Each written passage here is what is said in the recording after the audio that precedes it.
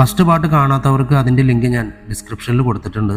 First part കണ്ടിട്ട് ഇത് കാണുക, അല്ലെങ്കിൽ ഒന്നും മനസ്സിലാകില്ല. പിന്നെ വളരെ പ്രധാനപ്പെട്ട കാര്യം, പുതിയ ചാനലാണ്. സബ്സ്ക്രൈബ് ചെയ്യാത്തവർ അത് ചെയ്യാതെ കാണരുത്, അത് ചെയ്യണം. ലൈക്ക് ചെയ്യാനും മറക്കരുത്. ഓക്കെ, നമുക്ക് വീണ്ടും സെക്കൻഡ് പാർട്ടിലേക്ക് കിടക്കാം. ഏത് ട്രെയിനിലാണ് താനിപ്പോൾ ഉള്ളത്? സാർ, ഞാൻ ഗുരുവായൂർ എക്സ്പ്രസ്സിലാണ്. ഹീരയോട് സംസാരിച്ചു കൊണ്ടിരിക്കെ തന്നെ അമീൻ ഷനോജിനോട് ട്രെയിൻ എത്ര സമയം കൊണ്ട് വർക്കല എത്തുമെന്ന് നോക്കാൻ ആവശ്യപ്പെട്ടു. ഹീര, തൻ്റെ കൂടെ ആരെങ്കിലും ഉണ്ടോ? ഇല്ല, എനിക്ക് പേടിയാകുന്നു സാർ. ഞാൻ ഇപ്പോഴാണ് ന്യൂസ് കണ്ടത്. പേടിക്കേണ്ട ഹീര, ഞങ്ങൾ കൂടെ തന്നെയുണ്ട്. തനിക്കൊന്നും സംഭവിക്കില്ല. അപ്പോഴേക്കും ഷനോജ് ലൈവ് സ്റ്റാറ്റസ് നോക്കി. ഇനി ഏകദേശം 20 മിനിറ്റുകൾ കൊണ്ട് ട്രെയിൻ വർക്കലയിലേക്ക് എത്തുമെന്ന് കൺഫേം ചെയ്തു. അതല്ല സാർ, കുറച്ചു നേരമായി ഒരാൾ എന്നെ ശ്രദ്ധിക്കുന്നത് പോലെ. അയാളുടെ കണ്ണുകൾ കാണുമ്പോൾ എനിക്ക് വല്ലാണ്ട് ഭയം തോന്നുന്നു സാർ. ഒന്നുമില്ല ഹീര, പേടിക്കേണ്ട ഒരു ആവശ്യവുമില്ല. ന്യൂസ് കണ്ടപ്പോൾ തനിക്ക് തോന്നുന്നതാണ്. താൻ വർക്കല എത്തുമ്പോഴേക്കും തന്നെ കാത്ത് ഞങ്ങളുടെ ടീം അവിടെ ഉണ്ടാകും. വർക്കല എത്തുന്നതുവരെ താൻ കോള് കട്ട് ചെയ്യേണ്ട, സംസാരിച്ചുകൊണ്ടിരിക്കും. അമീൻ കൈകൾ കൊണ്ട് വർക്കല സ്റ്റേഷനിലേക്ക് വിളിക്കാൻ ഷനോജിനോട് ആവശ്യപ്പെട്ടു. Thank you sir. താൻ ഏത് കമ്പാർട്ട്മെന്റിലാണ്? കമ്പാർട്ട്മെന്റിൽ മറ്റാരെങ്കിലും ഉണ്ടോ? കുറച്ച് പേരൊക്കെ ഉണ്ട്. ഞാൻ എഞ്ചിനിൽ നിന്നും 2ാമത്തെ ബോഗിയിലാണ്. അപ്പോഴേക്കും ഷനോജ് സ്റ്റേഷനിലേക്ക് വിളിച്ചിരുന്നു. സന്ദീപായിരുന്നു മറുവശത്ത് കോൾ അറ്റൻഡ് ചെയ്തത്. ഹീരയോടൊരു സെക്കൻഡ് ഹോൾഡ് ചെയ്യാൻ ആവശ്യപ്പെട്ടുകൊണ്ട് ഷനോജിന്റെ കയ്യിൽ നിന്നും ഫോൺ വാങ്ങി അമീൻ സന്ദീപിനോട് കാര്യങ്ങൾ വിശദീകരിച്ചു. സന്ദീപ്, എത്രയും പെട്ടെന്ന് 2 പേരെയും കൂട്ടി വർക്കല റെയിൽവേ സ്റ്റേഷനിലേക്ക് പോകണം. ഗുരുവായൂർ എക്സ്പ്രസിൽ ഹീര വരുന്നുണ്ട്. ഹീരയെ സുരക്ഷിതമായി സ്റ്റേഷനിലേക്ക് കൊണ്ടുവരണം. ഞാനും ഷനോജും ഉടനെ എത്തും. ഹീര, തനിക്കുള്ള സെക്യൂരിറ്റി അറേഞ്ച്മെന്റ്സ് ചെയ്തിട്ടുണ്ട്. ഇനി ഒന്നുകൊണ്ടും പേടിക്കണ്ട. താൻ അവിടെ എത്തുമ്പോഴേക്കും അവർ അവിടെ ഉണ്ടാകും. Thank you sir. ഫോൺ വയ്ക്കാൻ അനുവദിക്കാതെ അമീൻ ഹീരയോട് സംസാരിച്ചുകൊണ്ടേയിരുന്നു. അന്ന് ക്യാമ്പിന്റെ സമയം നടന്ന ഇഷ്യൂ പറയാൻ ആവശ്യപ്പെട്ടപ്പോൾ ഹീര ഒരു നിമിഷം നിശബ്ദമായി. എന്നിട്ട് ഓർത്തെടുക്കുന്നത് പോലെ അന്ന് നടന്ന കാര്യങ്ങൾ പറയാൻ തുടങ്ങി. ആർക്കും പുറക്കാൻ പറ്റാത്ത കൊടും ക്രൂരതയുടെ ഭാണ്ഡക്കെട്ടുകൾ തുറക്കുമ്പോൾ അവളുടെ ശബ്ദം കുറ്റബോധം കൊണ്ട് വല്ലാണ്ട് ചിലമ്പിച്ചിരുന്നു. മറുവശത്ത് അവൾ പറയുന്ന വാക്കുകൾ ശ്രദ്ധിച്ചു കേൾക്കുകയായിരുന്നു അമീനും ഷനോജും. ഇടയ്ക്കെപ്പോഴും കുറ്റബോധത്തിന്റെ ചൂട് ഉള്ളം പൊള്ളിച്ചപ്പോഴേക്കും ഹീരയുടെ തൊണ്ട ഒന്ന് ഇടറിയതുപോലെ. തെറ്റാണ് സാർ ഞങ്ങൾ ചെയ്തത്. പ്രായത്തിന്റെ അവിവേകം എന്നൊന്നും ഒരിക്കലും പറയുന്നില്ല. ഞങ്ങൾക്ക് രുദ്രയോടുള്ള ഫ്രണ്ട്ഷിപ്പായിരുന്നു എല്ലാത്തിനും കാരണം. ആദ്യം ഇല്ലാതായാൽ മാത്രമേ അവൾക്ക് NSSന്റെ സംസ്ഥാന വോളണ്ടിയർ സ്ഥാനത്തേക്ക് സെലക്ഷൻ കിട്ടുമെന്ന് തറപ്പിച്ചു പറഞ്ഞപ്പോൾ അവളെ സഹായിക്കാൻ ഞങ്ങൾ എല്ലാവരും കൂടെ നിൽക്കുമായിരുന്നു. പക്ഷെ അതിങ്ങനെയായി തീരുമെന്ന് ഒരിക്കലും കരുതിയില്ല സാർ. രുദ്ര ഞങ്ങളെയും ചതിച്ചതാണ്. അവളെ ലക്ഷ്യം വച്ചത് വോളണ്ടിയർ സ്ഥാനം മാത്രമായിരുന്നില്ല.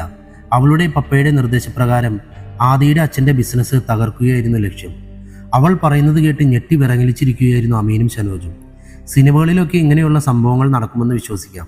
പക്ഷെ ജീവിതത്തിൽ, അതും കോളേജിൽ 2ാം വർഷ ഡിഗ്രിക്ക് പഠിക്കുന്ന 7 പെൺകുട്ടികൾ ചേർന്ന് ഒരു നെടുവീർപ്പോടുകൂടി ഹീര വീണ്ടും പറഞ്ഞു തുടങ്ങി. ആരാധ്യയുടെയും സിയാനയുടെയും മരണമറിഞ്ഞ് ഞാൻ രുദ്രയെ വിളിച്ചിരുന്നു. പക്ഷെ അവളന്ന് അവളുടെ അച്ഛൻ്റെ ഹോൾഡ് പറഞ്ഞെന്നെ വല്ലാണ്ട് ഭീഷണിപ്പെടുത്തി. അവൾ നൈസായിട്ട് ഊരിപ്പോകുമെന്നും കൊലക്കുറ്റത്തിന് ഞാനുൾപ്പെടെ എല്ലാവരും അകത്തു പോകുമെന്നൊക്കെ പറഞ്ഞപ്പോൾ പേടിച്ചിട്ട് ഇത്രയും നാൾ. താൻ പേടിക്കണ്ട. ഇപ്പോൾ എന്നോട് പറഞ്ഞ കാര്യങ്ങളൊക്കെ പേടി കൂടാതെ നാളെ കോടതിയിലും പറയണം. ആരും തന്നെ ഒന്നും ചെയ്യില്ല. ഞങ്ങളൊക്കെ കൂടെ ഉണ്ടാവും. അമീൻ ഹീരയ്ക്ക് ഉറപ്പ് നൽകി. അപ്പോഴേക്കും ട്രെയിൻ വർക്കല റെയിൽവേ സ്റ്റേഷന്റെ 1ാമത്തെ പ്ലാറ്റ്ഫോമിലേക്ക് എത്തിയിരുന്നു. സ്ലോ ആയി തുടങ്ങിയ ട്രെയിനിന്റെ ഡോറിന്റെ അരികിലേക്ക് ഹീര തന്റെ ബാഗും എടുത്ത് നടന്നു. സാർ, ഞാൻ വർക്കല എത്തി. ഹീര, സ്റ്റേഷനിൽ പോലീസ് തന്നെയും വെയിറ്റ് ചെയ്ത് നിൽപ്പുണ്ട്. ധൈര്യമായി ഇറങ്ങിക്കോളൂ. ഷനോജ് ഒരിക്കൽ കൂടി സന്ദീപിനെ വിളിച്ച് റെയിൽവേ സ്റ്റേഷനിൽ എത്തിയോ എന്ന് കൺഫേം ചെയ്തു. സന്ദീപും സുധാകരനും രാഹുലും അപ്പോഴേക്കും സ്റ്റേഷനിലേക്ക് എത്തിയിരുന്നു. സമയം രാത്രി 12 മണി കഴിഞ്ഞിരിക്കുന്നു. പ്ലാറ്റ്ഫോമിൽ ഒന്നും ആരുമില്ല. തന്നെ കൂടാതെ 1-2 പേർ മാത്രമേ സ്റ്റേഷനിലേക്ക് ഇറങ്ങാനുമുള്ളൂ. ഫോൺ കട്ട് ചെയ്യാതെ തന്നെ ഹീര ട്രെയിനിൽ നിന്നും പ്ലാറ്റ്ഫോമിലേക്ക് ഇറങ്ങി.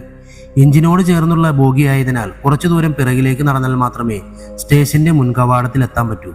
അവൾ വേഗത്തിൽ പിറകിലേക്ക് നടക്കാൻ തുടങ്ങി. കുറച്ചു മുന്നിലായി പോലീസുകാർ നിൽക്കുന്നത് കണ്ട് അവൾ തെല്ലൊരു സമാധാനമായ സമയത്താണ് ട്രെയിനിൽ നിന്നും ഒരു രൂപം അവളുടെ മുന്നിലേക്ക് ചാടുന്നത്. മുഖത്ത് മാസ്ക് ധരിച്ച കറുത്ത നിറത്തിലുള്ള ജാക്കറ്റ് അണിഞ്ഞ് 6 അടി പൊക്കം വരുന്ന രൂപത്തിലെ ചാരക്കണ്ണുകൾ പ്ലാറ്റ്ഫോമിലെ വെളിച്ചത്തിൽ മിന്നിത്തിളങ്ങുന്നുണ്ടായിരുന്നു. കണ്ണടച്ച് തുറക്കുന്ന വേഗത്തിൽ പോക്കറ്റിൽ നിന്നും ഒരു പെർഫ്യൂം എടുത്ത് അവൻ അവളുടെ മുഖത്തിന് നേരെ സ്പ്രേ ചെയ്തു. പ്ലാറ്റ്ഫോമിലേക്ക് കുഴഞ്ഞു വീഴുന്ന ഹീരയുടെ അടുത്തേക്ക് ഓടി വരുന്ന സന്ദീപിനെയും സംഘത്തെയും നേരിടാനെന്നോണം അവൻ ഇരുകാലുകളും തറയിലമർത്തി നിന്നു. ആദ്യം ഓടിയെത്തിയത് സന്ദീപ്. തന്റെ മുഖത്തിന് നേരെ വീശിയ കയ്യിൽ പിടിച്ചുകൊണ്ടവൻ പിറകെ വന്ന സുധാകരന്റെ നെഞ്ചിലേക്ക് ഇടങ്കാലുയർത്തി ആഞ്ഞു ചവിട്ടി. തന്റെ കൈ ഉരുക്കുപാളികൾക്കിടയിൽപ്പെട്ടതുപോലെ തോന്നിപ്പോയി സന്ദീപിന്. അത്രമേൽ കരുത്തായിരുന്നു ആ കൈകൾക്ക്. സന്ദീപിന്റെ കയ്യിൽ മുറുകെ പിടിച്ചുകൊണ്ട് തന്നെ അവൻ മറുകൈ കൊണ്ട് സന്ദീപിന്റെ മുഖത്തേക്ക് ആഞ്ഞടിച്ചു. മൂക്കുപൊത്തി താഴേക്ക് വീണ സന്ദീപിനെ മറികടന്നവൻ ഓടി വരുന്ന രാഹുലിന് നേരെ ചാടി ഉയർന്ന് കാൽപാദം കൊണ്ട് അവന്റെ കഴുത്തിൽ ശക്തിയോടെ വെട്ടി. കോഴിയുടെ കഴുത്തൊടിഞ്ഞു തൂങ്ങും പോലെ രാഹുൽ നിന്ന നിൽപ്പിൽ കഴുത്തൊടിഞ്ഞ് താഴേക്ക് വീണു. അപ്പോഴേക്കും കോൾ കട്ടാകാതെ കിടക്കുന്ന ഹീരയുടെ ഫോണിലൂടെയും അമീനും ഷനോജും അവിടെ നടക്കുന്ന സംഘട്ടനത്തിന്റെ ശബ്ദം കേട്ട് നടുങ്ങിയിരിക്കുവാണ്. തനിക്ക് നേരെ ഓടിയെടുക്കുന്ന സന്ദീപിൽ നിന്ന് ഒഴിഞ്ഞു മാറിയവൻ ഇടത് കൈകൊണ്ട് സുധാകരന്റെ നെഞ്ചിന്റെ മധ്യഭാഗത്തായി ആഞ്ഞടിച്ചു.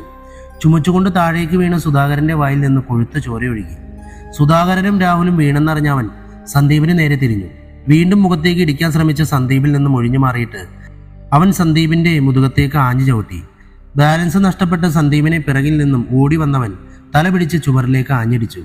ഒന്ന് ഞെരങ്ങിക്കൊണ്ട് സന്ദീപൻ താഴേക്ക് വീണു. കൈവിരലുകളൊന്ന് ഞെരിച്ച് ഞൊട്ട പൊട്ടിച്ചുകൊണ്ട് അവൻ ഹീരയെ ഉയർത്തി തോളിലേക്ക് ഇട്ടുകൊണ്ട് അവൾക്കരികിലായി കിടന്ന ഫോണെടുത്ത് ചെവിയോട് ചേർത്തു. എനിക്ക് ഈ ഹീരയെ വേണം. നിങ്ങളെനിക്ക് ഈ ഹീരയെ തരണം. ഹീരയെ ഞാനിങ്ങ് എടുക്കുക. ഹൂതി എല്ലാറിയൂ. അമീൻ ദേഷ്യം കൊണ്ടല്ലറി. ഒരു പൊട്ടിച്ചിരി മാത്രമായിരുന്നു മറുപടി. ട്രാഫിക്കിലും പെട്രോളിംഗ് ഡ്യൂട്ടിയിലുമുള്ള പോലീസുകാർക്ക് ഹീരയെ തട്ടിക്കൊണ്ടുപോയ സമയവും സ്ഥലവും വെച്ച് ഇൻഫർമേഷൻ പാസ് ചെയ്ത് സന്ദീപിനെയും മറ്റു രണ്ടുപേരെയും ആശുപത്രിയിൽ പോയി കണ്ടതിന് ശേഷം ക്വാർട്ടേഴ്സിലേക്ക് മടങ്ങുമ്പോൾ അമീൻ മുഹമ്മദിന്റെ മനസ്സാകെ കലുഷിതമായിരുന്നു. കഴിഞ്ഞ ഒരാഴ്ചയ്ക്ക് മുകളിലായി നേരെ ഒന്നും ഉറങ്ങാൻ പറ്റിയിട്ടില്ല. ഒന്നിന് പിറകെ ഒന്നായി 5 പെൺകുട്ടികൾ, അവസാനം ഇപ്പോൾ ഹീരയും. എനിക്ക് ഈ ഹീരയെ വേണം.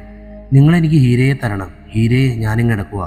കില്ലറിന്റെ പരിഹാസം നിറഞ്ഞ ചിരി തന്റെ കാതിൽ മുഴങ്ങുന്നത് പോലെ തോന്നി അമീൻ മുഹമ്മദിന്. ദേഷ്യം നിയന്ത്രിക്കാനാകാതെ അമീൻ കൈ ചുരുട്ടി സ്റ്റീറിംഗിൽ ആഞ്ഞടിച്ചു. ഇല്ല, വിടില്ല ഞാൻ. ഹീരയെ ഞാൻ രക്ഷിച്ചിരിക്കും. രുദ്രയെയും ഉറപ്പ്. ശപഥം ചെയ്യുന്നത് പോലെ അമീൻ മനസ്സിൽ പറഞ്ഞുകൊണ്ടേയിരുന്നു. ക്വാർട്ടേഴ്സിന്റെ മുന്നിലെത്തിയ അമീൻ നാസുവിന്റെ മൊബൈലിൽ വിളിച്ച് ഡോർ തുറക്കാൻ ആവശ്യപ്പെട്ടു. നാസു അവൻ വരുന്നതും കാത്തിരിക്കുവാണ്. പക്ഷേ ഡോർ തുറന്നപ്പോൾ ഒന്നും മിണ്ടാതെ ഉള്ളിലേക്ക് കയറി പോകുന്ന അമീനെ കണ്ട നാസുവിന് കാര്യം അത്ര പന്തിയല്ലെന്ന് മനസ്സിലായി. ക്ലോക്കിലേക്ക് നോക്കിയപ്പോൾ സമയം പുലർച്ചെ 3 മണി. ഉള്ളിലേക്ക് കയറിയ അമീൻ വാച്ചും പോക്കറ്റിൽ നിന്നും പേഴ്സും ഡൈനിങ് ടേബിളിലേക്ക് ഇട്ടിട്ട് ഒരു വശത്തായി തൂക്കിയിട്ടിരിക്കുന്ന ബോക്സിംഗ് ബാഗിന്റെ സമീപത്തേക്ക് നടന്നു. ഗ്ലൗ പോലും ധരിക്കാതെ വെറും കൈകൊണ്ട് ബോക്സിംഗ് ബാഗിൽ തുടരെ പഞ്ച് ചെയ്യുന്ന അമീനെ കുറച്ചു നേരം നാസു നോക്കി നിന്നു. ദേഷ്യം കൊണ്ട് മുഖമാകെ ചുവന്നു തുടുത്തിരിക്കുന്നു. 10 മിനിറ്റോളം നോക്കി നിന്നിട്ടവൾ പിറകിലൂടെ ചെന്ന് അമീനെ കെട്ടിപ്പിടിച്ചു. ഇക്കാ മതി വാ. അനുസരണയുള്ള ഒരു കുട്ടിയെ പോലെ അവൻ നാസുവിന്റെ കൂടെ മുൻവശത്തെ റൂമിലേക്ക് പോയി. നാസു സോഫയിലേക്ക് ഇരുന്നിട്ട് അമീനെ തന്റെ കാലിന്റെ അരികിലേക്ക് തറയിലേക്ക് ഇരുത്തി. തന്റെ മാറിലേക്ക് അവനെ ചേർത്ത് പിടിച്ചുകൊണ്ടവൾ അവന്റെ തലയിൽ മൃദുവായി മസാജ് ചെയ്തു. 5 മിനിറ്റോളം അങ്ങനെ ചെയ്തുകൊണ്ട് ഇരുന്നിട്ട് അവൾ പതിയെ വിളിച്ചു. ഇക്കാ പറയടി. ദേഷ്യമൊക്കെ മാറിയോ? ഏയ് ദേഷ്യമൊന്നുമില്ല. ഓ, അപ്പോൾ സന്തോഷം വന്നിട്ടാകൂലേ മാക്രി നീ അവിടെ പോയി ഇടിച്ചു പൊളിച്ചത്? ചോദിച്ചുകൊണ്ട് അവൾ അമീന്റെ മൂക്കിന്റെ തുമ്പത്ത് പിടിച്ചൊന്ന് ഞെക്കി. അത് പിന്നെ ജോലിയുടെ പ്രഷർ. ഇത്തവണത്തേക്ക് ക്ഷമിച്ചിരിക്കുന്നു. ഇനി ഇത് ആവർത്തിച്ചാൽ പോലീസിലെ സിംഹക്കുട്ടിയാണെന്നൊന്നും ഞാൻ നോക്കത്തില്ല കേട്ടോ. ഓടി ഉണ്ടക്കണ്ണി നിന്റെ. അതേക്ക, എനിക്കൊരു കാര്യം പറയാനുണ്ട്. എന്താ? അമീൻ മുഖമുയർത്തി നോക്കി. അവൾ നാണത്തോടെ സോഫയുടെ പിറകിൽ നിന്നും ഒരു പ്രഗ്നൻസി കിറ്റ് എടുത്തു വന്ന് അവന് നേരെ നീട്ടി. അതിൽ തെളിഞ്ഞു നിൽക്കുന്ന പിങ്ക് നിറത്തിലുള്ള 2 വര കണ്ടുകൊണ്ടവൻ സന്തോഷം കൊണ്ട് അവളെ ചേർത്ത് പിടിച്ചു. ശരിക്കും? നാസു അവന്റെ മാറിലേക്ക് മുഖമമർത്തി തെല്ല് നാണത്തോടെ കുറുകി. നാസുവിനെയും ചേർത്ത് പിടിച്ചു കിടക്കുമ്പോഴാണ് അമീനിന്റെ മനസ്സിൽ പെട്ടെന്നൊരു കൊള്ളിയാൻ മിന്നുന്നത്. തന്റെ നെഞ്ചിൽ പറ്റിപ്പിടിച്ചുറങ്ങുന്ന നാസുവിനെ കിടക്കയിലേക്ക് എടുത്ത് കിടത്തി അവളുടെ നെറ്റിയിൽ ഒന്ന് അമർത്തി ചുംബിച്ചിട്ട് തന്റെ ലാപ്പും എടുത്തവൻ ഹാളിലേക്ക് നടന്നു. ലാപ്പ് തുറന്ന് മെയിലിൽ അന്ന് കൊച്ചി പോലീസ് അയച്ചു തന്ന റിപ്പോർട്ട് ഒരിക്കൽ കൂടി വായിക്കുമ്പോൾ ഇതുവരെ ആരുടെയും കണ്ണിൽപ്പെടാതെ മറഞ്ഞിരിക്കുന്ന മറ്റൊരു കാര്യം അമീന്റെ കണ്ണുകളിലേക്ക് ഉടക്കി. ആ റിപ്പോർട്ടും ഹീരയുടെ വാക്കുകളും കൂടി കൂട്ടി വായിച്ചപ്പോൾ അവന്റെ മനസ്സിലെ സംശയത്തിന് ബലം വയ്ക്കാൻ തുടങ്ങി. റിപ്പോർട്ടിൽ നിന്നും അവനൊരു അഡ്രസ്സ് തന്റെ ഡയറിയിലേക്ക് എഴുതിയെടുത്തു. എന്നിട്ട് അവൻ ഷനോജിന്റെ നമ്പർ ഡയൽ ചെയ്യാൻ തുടങ്ങി. Hello sir. ഉറക്കച്ചടവോടുകൂടി ഷനോജിന്റെ സ്വരം വന്നു. ഷനോജ്, നമുക്ക് ഇന്നൊരിടം വരെ പോകണം. എവിടെയാണ് സാർ? അധികം ദൂരെയല്ല, ഇവിടെ അടുത്ത് തന്നെ. ഇത്രയും നാൾ ആദിയുടെ കൂടെ മറഞ്ഞു നിന്ന് നമ്മളെ പറ്റിച്ചുകൊണ്ടിരുന്ന ആളിനെ ഞാൻ കണ്ടുപിടിച്ചു. ആരാണ് സാർ? ഷനോജിന്റെ സ്വരത്തിൽ ആകാംക്ഷ നിറഞ്ഞു നിൽപ്പുണ്ടായിരുന്നു. അപർണ ദാസ്. അമീറിന്റെ മറുപടി ഷനോജിനെ അക്ഷരാർത്ഥത്തിൽ ഞെട്ടിച്ചു. സാർ, അത് കോളേജിൽ വെച്ച് ആദി പീഡിപ്പിച്ച പെൺകുട്ടിയല്ലേ? ഷനോജിന്റെ സംശയം കലർന്ന ചോദ്യം അമീറിന്റെ കാതുകളിലേക്ക് എത്തി. അതേ ഷനോജ്, ആദി പീഡിപ്പിച്ചു എന്ന് പറയുന്ന ഊമയായ പെൺകുട്ടിയാണ് അപർണ. നമ്മളെല്ലാവരും ആദിയുടെ പിറകെ പായുമ്പോൾ നോട്ട് ചെയ്യാതെ വിട്ടുപോയതാണ് അപർണയെ. ആദിയെപ്പോലെ തന്നെ അപർണയും സംശയിക്കപ്പെടേണ്ടതാണ്, പ്രത്യേകിച്ച് ഹീരയുടെ വാക്കുകൾ കൂടി പരിഗണിക്കുമ്പോൾ. തീർച്ചയായും സാർ, ഹീര പറഞ്ഞത് ശരിയാണെങ്കിൽ രുദ്രയ്ക്ക് വേണ്ടി ആദിയെ ചതിക്കാൻ അവരൊരുക്കിയ കെണിയിൽ അകപ്പെട്ടതാകണം അപർണയും. എക്സാക്ട്ലി അത് തന്നെയാണ് നമ്മൾക്ക് സംഭവിച്ചത്. ഒരുപക്ഷെ നമ്മൾ സംശയിക്കുന്ന ആദിയുടെ കൂടെയുള്ള സഹായി അപർണയാകാം. അവരിരുവരും ചേർന്നാകും ഈ കൃത്യങ്ങൾ മുഴുവനും ചെയ്തുകൊണ്ടിരിക്കുന്നത്. ഇപ്പോൾ കാര്യങ്ങൾ വ്യക്തമായി സാർ, ഞാൻ ഉടനെ വരാം. ഓക്കെ ഷനോജ്, ജീപ്പ് എടുക്കണ്ട. അതുപോലെ തന്നെ നമ്മൾ ഇങ്ങനൊരു യാത്ര പോവുകയാണെന്നുള്ള കാര്യം സ്റ്റേഷനിൽ തൽക്കാലം ആരും അറിയണ്ട. എന്തുകൊണ്ടാണ് സ്റ്റേഷനിൽ ആരും അറിയണ്ടെന്ന് പറഞ്ഞതെന്ന് ഷനോജിന് മനസ്സിലായില്ല എങ്കിലും അവൻ ഓക്കെ പറഞ്ഞു. കോൾ അവസാനിപ്പിച്ച അമീർ മുന്നിൽ തുറന്നു വെച്ചിരുന്ന ലാപ്ടോപ്പ് മടക്കി സോഫയിലേക്ക് ഇട്ടിട്ട് വായും മുഖവും കഴുകി നേരെ അടുക്കളയിലേക്ക് കയറി. സമയം 6 മണി കഴിഞ്ഞിരിക്കുന്നു. ഫ്രിഡ്ജിൽ നിന്നും ഒരു പാക്കറ്റ് പാലെടുത്തിട്ട് ചായ ഇട്ട് അത് 2 കപ്പിലേക്ക് പകർന്ന് റൂമിലെത്തുമ്പോഴേക്കും നാസു നല്ല ഉറക്കമാണ്. കപ്പ് മേശപ്പുറത്തേക്ക് വെച്ചിട്ട് അവൻ തൻ്റെ കയ്യിൽ പറ്റിപ്പിടിച്ചിരിക്കുന്ന വെള്ളത്തുള്ളികൾ അവളുടെ മുഖത്തേക്ക് കുടഞ്ഞു. ഞെട്ടിപ്പിടഞ്ഞെഴുന്നേറ്റ് നാസുവിനെ ചേർത്ത് പിടിച്ചുകൊണ്ടവൻ ചായക്കപ്പ് നൽകി. Good morning my dear. എൻ്റെ റബ്ബേ, ഇതെന്താ ഇത്? അമീർ മുഹമ്മദ് IPS അടുക്കളയിലേക്ക് കയറി ചായ ഇട്ടോ? അതെ, നീ നമ്മളെപ്പറ്റി എന്താ കരുതിയേ? വേണമെങ്കിൽ ഞാൻ ബിരിയാണി ഉണ്ടാക്കും. കാണണോ നിനക്ക്? കാണണം, എനിക്ക് കാണണം. കുറേ നാളായി ബിരിയാണി തിന്നിട്ട്. ഇന്ന് തന്നെയാവട്ടെ. അയ്യടാ, ഒരു ഓളത്തിന് പറഞ്ഞപ്പോൾ പെണ്ണിൻ്റെ പൂതി കണ്ടില്ലേ? ചായയും കുടിച്ചിട്ട് ഓടിപ്പോയി എൻ്റെ ഡ്രസ്സ് അയൺ ചെയ്തേ. യൂണിഫോം ഞാൻ അയൺ ചെയ്ത് ഷെൽഫിൽ വെച്ചിട്ടുണ്ടല്ലോ ഇക്ക. യൂണിഫോം വേണ്ട, ടീഷർട്ടും ജീൻസും മതി. ഇന്നൊരിടം വരെ പോകാനുണ്ട്. എങ്ങോട്ടാന്നുള്ള ചോദ്യഭാവത്തിൽ പുരികം പൊക്കിയ നാസുവിനെ നേരെ കണ്ണിറുക്കി കാണിച്ചുകൊണ്ട് അവൻ ബാത്റൂമിലേക്ക് കയറി. പപ്പ, കിട്ടിയ ഇൻഫർമേഷൻ ശരിയാണെങ്കിൽ ഹീരയും ഇപ്പോൾ മിസ്സിംഗ് ആണ്. ഇനി ആ കൂട്ടത്തിൽ ഒരല്പം പേടിയോടെ രുദ്ര രാജേന്ദ്രന്റെ മുഖത്തേക്ക് നോക്കി. MP രാജേന്ദ്രന്റെ അഷ്ടമുടിക്കായലിന് സമീപമുള്ള വീടെന്ന് പറയാൻ പറ്റില്ല, 5 ഏക്കറിലുള്ള ഒരു കുഞ്ഞു ബംഗ്ലാവ്. അതിന്റെ മുൻവശം കായലാണ്. കായലിന്റെ അഭിമുഖമായിട്ടുള്ള പൂന്തോട്ടത്തിലെ സിമന്റ് ബെഞ്ചിൽ ഇരിക്കുകയായിരുന്നു രുദ്രയും രാജേന്ദ്രനും. കുറച്ചുമാറി പൂന്തോട്ടത്തിനോട് ചേർന്നുള്ള കോർട്ടിൽ രാജേന്ദ്രൻ പുറത്തു നിന്നും ഇറക്കുമതി ചെയ്ത സെക്യൂരിറ്റി ഗാർഡ്സ് ബാഡ്മിന്റൺ കളിക്കുന്നുണ്ട്. മകളോടുള്ള സ്നേഹം കാരണം രാജേന്ദ്രൻ ബംഗ്ലാവിന് നൽകിയിരുന്ന പേരും രുദ്ര തന്നെയാണ്. മകളുടെ ഭയം ഉണ്ടാകുന്ന ചോദ്യം കേട്ടിട്ടാകാം രാജേന്ദ്രൻ വായിച്ചുകൊണ്ടിരുന്ന ന്യൂസ് പേപ്പറിൽ നിന്നും കണ്ണുയർത്തി മകളെ നോക്കി. രുദ്ര രാജേന്ദ്രനും പേടിയോ? പേടിയല്ല പപ്പ, ഇതാരാണ് ചെയ്യുന്നതെന്ന് അറിയാത്ത കൊണ്ടുള്ള ടെൻഷനാണ്. എതിരാളി ആരാണെന്ന് അറിഞ്ഞിരുന്നുവെങ്കിൽ അവനെ നേരിടാൻ നമുക്കും തയ്യാറെടുക്കാമായിരുന്നു. ആ ഒരു കാര്യത്തിൽ എനിക്കും ടെൻഷനില്ലാതില്ല. ഇത്രയും കൃത്യമായി ഈ 6 പേരെയും തൂക്കിയതാണെങ്കിലും അവൻ മിടുക്കനാണ്. ഇനി പോലീസ് പറയുന്ന പോലെ ആദ്യമെങ്ങാനും ആകുമോ പപ്പ? നീ എന്താ തമാശ പറയുക? അവനെ ഇവിടെ ഇട്ടല്ലേ നമ്മൾ? ഓർമ്മയില്ലേ, അന്ന് ഈ ബെഞ്ചിലായിരുന്നു അവൻ കമിഴ്ന്നു കിടന്നത്. നീ അവൻ്റെ തലയ്ക്ക് പിറകിലും നട്ടെല്ലിലും മാറി മാറി ചുറ്റികൊണ്ടടിക്കുമ്പോൾ തെറിച്ച ചോരത്തുള്ളികൾ വീണത് എൻ്റെ മുഖത്തേക്കാണ്. അവനിപ്പോൾ ഈ കായലിൻ്റെ അടിത്തട്ടിൽ സുഖമായി ഉറങ്ങുന്നുണ്ടാവും. ശരിയാണ് പപ്പ, പക്ഷെ അവനല്ലെങ്കിൽ വേറെ ആരാണ്? ആരായാലും നമുക്ക് നല്ലതാണെന്ന് മാത്രം കരുതിയാൽ മതി. ആ 6 പേരില്ലാതായപ്പോൾ നമുക്കെതിരെയുള്ള തെളിവുകളല്ലേ ഇല്ലാതായത്? നാളെ ഒരു സമയത്ത് ഇവളുമാരാരെങ്കിലും ആ കേസും പൊക്കി പിടിച്ച് മുന്നോട്ട് വന്നിരുന്നെങ്കിലോ? പപ്പ പറഞ്ഞത് ശരിയാ. അന്നത്തെ കാര്യങ്ങളെപ്പറ്റി അറിയാവുന്ന ആരും ഇനി ഈ ഭൂമിയിലില്ല, നമ്മളല്ലാതെ. പക്ഷെ എന്നാലും ഉള്ളിലൊരു ടെൻഷൻ പോലെ പപ്പ. ഒരു ടെൻഷൻ്റെയും ആവശ്യമില്ല. നമ്മുടെ കൂടെ ശിവനും സംഘവുമുണ്ട്. നീ ധൈര്യമായിരിക്കെ. ബാഡ്മിൻ്റൺ കളിച്ചുകൊണ്ടിരുന്ന സെക്യൂരിറ്റി ഗാർഡ്സിനെ നോക്കിക്കൊണ്ട് രാജേന്ദ്രൻ പറഞ്ഞു. ശരി പപ്പ. സംശയം പൂർണ്ണമായി മാറിയില്ലെങ്കിലും പപ്പയോട് മറുത്തൊന്നും പറയാതെ അവൾ എഴുന്നേറ്റു. ആ മോളെ, ഇന്ന് വൈകുന്നേരത്തെ കാര്യം മറന്നില്ലല്ലോ. ഇന്നാണ് രവിയേട്ടൻ്റെ സപ്തതി. വൈകുന്നേരം നമുക്ക് അങ്ങോട്ട് പോകണം. ഓർമ്മയുണ്ട്, ഞാൻ രാവിലെ വലിയച്ഛനെ വിളിച്ച് വിഷ് ചെയ്തിരുന്നു. നമുക്ക് കുറച്ചു നേരത്തെ തന്നെ പോകാം. ശരി മോളെ. രുദ്ര അകത്തേക്ക് നടക്കുമ്പോൾ അവരുടെ വീടിന് നേരെ അഷ്ടമുടിക്കായലിൻ്റെ മധ്യത്തിലായി നിർത്തിയിട്ടിരിക്കുന്ന ബോട്ടിൽ നിന്നും 2 ചാരക്കണ്ണുകൾ ബൈനോക്കുലറിലൂടെ അവളെ നോക്കിയിരിപ്പുണ്ടായിരുന്നു. സാർ, ഇതാണ് പറഞ്ഞ സ്ഥലം. ആലപ്പുഴ ജില്ലയിലെ പെരിങ്ങാല വില്ലേജിലേക്ക് അമീൻ്റെ ജീപ്പ് വന്നു നിന്നു. അധികം വികസനമൊന്നും കടന്നു ചെല്ലാത്ത സ്ഥലമാണ് പെരിങ്ങാല. ഒരു വശത്ത് കായലും നിറയെ പച്ചപ്പുമുള്ള പെരിങ്ങാലയിൽ മിക്കവാറും സമയങ്ങളിലെല്ലാം അധികം ചൂടില്ലാത്ത കാലാവസ്ഥയാണ്. കുറച്ചു മുന്നിലായി കാണുന്ന ചായക്കടയ്ക്ക് മുന്നിലേക്ക് വണ്ടി നിർത്താൻ അമീൻ ഷനോജിനോട് പറഞ്ഞു. ചേട്ടാ, 2 ചായ, സ്ട്രോങ് ആയിക്കോട്ടെ. എവിടെന്നാ? ഇതിനു മുന്നേ ഇവിടെ കണ്ടിട്ടില്ലല്ലോ. ഞങ്ങൾ കുറച്ച് ദൂരേന്നാ ചേട്ടാ. ഇവിടെ ഒരാളെ കാണാനിറങ്ങിയതാ. ഇവിടെ അങ്ങനെ ആരും വരാറില്ല മക്കളെ, അതുകൊണ്ട് ചോദിച്ചതാ. ചായ നൽകിക്കൊണ്ട് അയാൾ അവരോട് പറഞ്ഞു. ചേട്ടാ, ഈ ഫോട്ടോയിൽ കാണുന്ന കുട്ടിയെ അറിയുമോ? അമീൻ മൊബൈലിൽ കാണിച്ച ഫോട്ടോ കണ്ട അയാൾ സംശയത്തോടെ അവരെ നോക്കി. സത്യം പറ, നിങ്ങളാരാ? പേടിക്കണ്ട ചേട്ടാ, ഞങ്ങൾ പോലീസിന്നാ. അമീൻ തൻ്റെ ID കാർഡ് അയാളെ കാണിച്ചു. ഇനി പറ, ചേട്ടൻ അറിയുമോ ഈ കുട്ടിയെ? അറിയും സാറേ. ഇത് വടക്കേലെ ദാസേട്ടൻ്റെ മോള അപ്പു. അവളൊരു മിണ്ടാപ്രാണിയായിരുന്നു. ആരെ കണ്ടാലും വെളുക്കിച്ചിരിക്കുന്ന, ആരോടും പരാതിയും പരിഭവവും ഒന്നുമില്ലാത്ത കുട്ടി. ശരിക്കും മോളായിരുന്നു സാറേ ഞങ്ങളുടെ ഐശ്വര്യം. പക്ഷേ പറഞ്ഞിട്ടെന്താ, ചിലരെ ദൈവം അങ്ങ് നേരത്തെ വിളിക്കും. പറഞ്ഞുകൊണ്ട് അയാൾ കൈലിയുടെ തുമ്പുയർത്തി കണ്ണുകൾ തുടച്ചു. നിങ്ങളെന്താ പറഞ്ഞത്? ഈ കുട്ടിക്ക് എന്താ പറ്റിയത്? അപ്പോൾ സാറുമാരെ ഒന്നും അറിയാതെ വന്നതാണോ? അയാൾ ആശ്ചര്യത്തോടെ അവരെ നോക്കി. നിന്ന് കുറുകാതെ കാര്യം പറയടോ. ഷനോജ് ശബ്ദം തെല്ലൊന്നുയർന്നതും അയാൾ കഴിഞ്ഞ കാര്യങ്ങൾ ഒന്നൊന്നായി പറയാൻ തുടങ്ങി. സാറേ, അപ്പു കൊല്ലത്തം കണ്ട ഒരു കോളേജിൽ പഠിക്കാൻ പോയിരുന്നു. അവിടെ വെച്ചിട്ട് ഏതൊരു കാശുകാരൻ പയ്യൻ അപ്പുവിനെ പിടിച്ചെന്നോ ഉപദ്രവിച്ചെന്നോ ഒക്കെ പറഞ്ഞിട്ട് പത്രത്തിലൊക്കെ വലിയ വാർത്തയായിരുന്നു. അതുവരെ ഓടിച്ചാടി നടന്ന കുട്ടി അതിനുശേഷം പുറത്തേക്ക് ഇറങ്ങാതെയായി. പിന്നെ കുറച്ചുനാൾ കഴിഞ്ഞിട്ടാ കോളേജിലൊക്കെ പോയി തുടങ്ങിയത്. വീണ്ടും പോയി തുടങ്ങി 2ന്റെയോ 3ന്റെയോ അന്നാണ് ഞങ്ങളുടെ അപ്പു. പറയുന്നതിനോടൊപ്പം അയാൾ വിതുമ്പുന്നുണ്ടായിരുന്നു. ഈ അപ്പുവിൻ്റെ വീട് എവിടാ? സാറേ, ഈ വളവിൽ നിന്നും 2ാമത്തെ വീടാ. അവിടെ ഇപ്പോൾ ദാസേട്ടനും ഭാര്യയും മാത്രമേ ഉള്ളൂ. ചായയുടെ കാശ് കൊടുത്ത് വണ്ടിയിലേക്ക് കയറാൻ തുടങ്ങി അവരുടെ അടുത്തേക്ക് അയാൾ വീണ്ടും വന്നു. സാറേ, ഞാനൊരു കൂട്ടം കൂടി പറഞ്ഞാൽ എനിക്ക് പ്രശ്നമാവോ? ചേട്ടൻ ധൈര്യമായി പറഞ്ഞോ, ചേട്ടനൊരു കുഴപ്പമുണ്ടാകില്ല. അമീൻ അയാളുടെ തോളിൽ തട്ടിക്കൊണ്ട് പറഞ്ഞു. ചുറ്റുപാടും ഒന്ന് നോക്കിയിട്ട് വളരെ പതിയെ അയാൾ പറഞ്ഞ കാര്യം കേട്ട് അവരിരുവരും ഞെട്ടി മുഖത്തോട് മുഖം നോക്കി. ശരി ചേട്ടാ. അയാളോട് യാത്ര പറഞ്ഞ് അപർണയുടെ വീട്ടിലെത്തിയ അവർ കുറച്ചു നേരം അപർണയുടെ അച്ഛനോടും അമ്മയോടും കാര്യങ്ങൾ സംസാരിച്ചു. ചായക്കടക്കാരൻ പറഞ്ഞതിനേക്കാൾ കൂടുതലായി അവർക്കൊന്നും പറയാനുണ്ടായിരുന്നില്ല. ഇവരിൽ ആരെയെങ്കിലും നിങ്ങൾക്കറിയാമോ? ഷനോജ് ഫയലിൽ നിന്നും കൊല്ലപ്പെട്ട 5 പേരുടെയും കൂടാതെ ഹീരയുടെയും രുദ്രയുടെയും ഫോട്ടോസ് എടുത്ത് അവരെ കാണിച്ചു.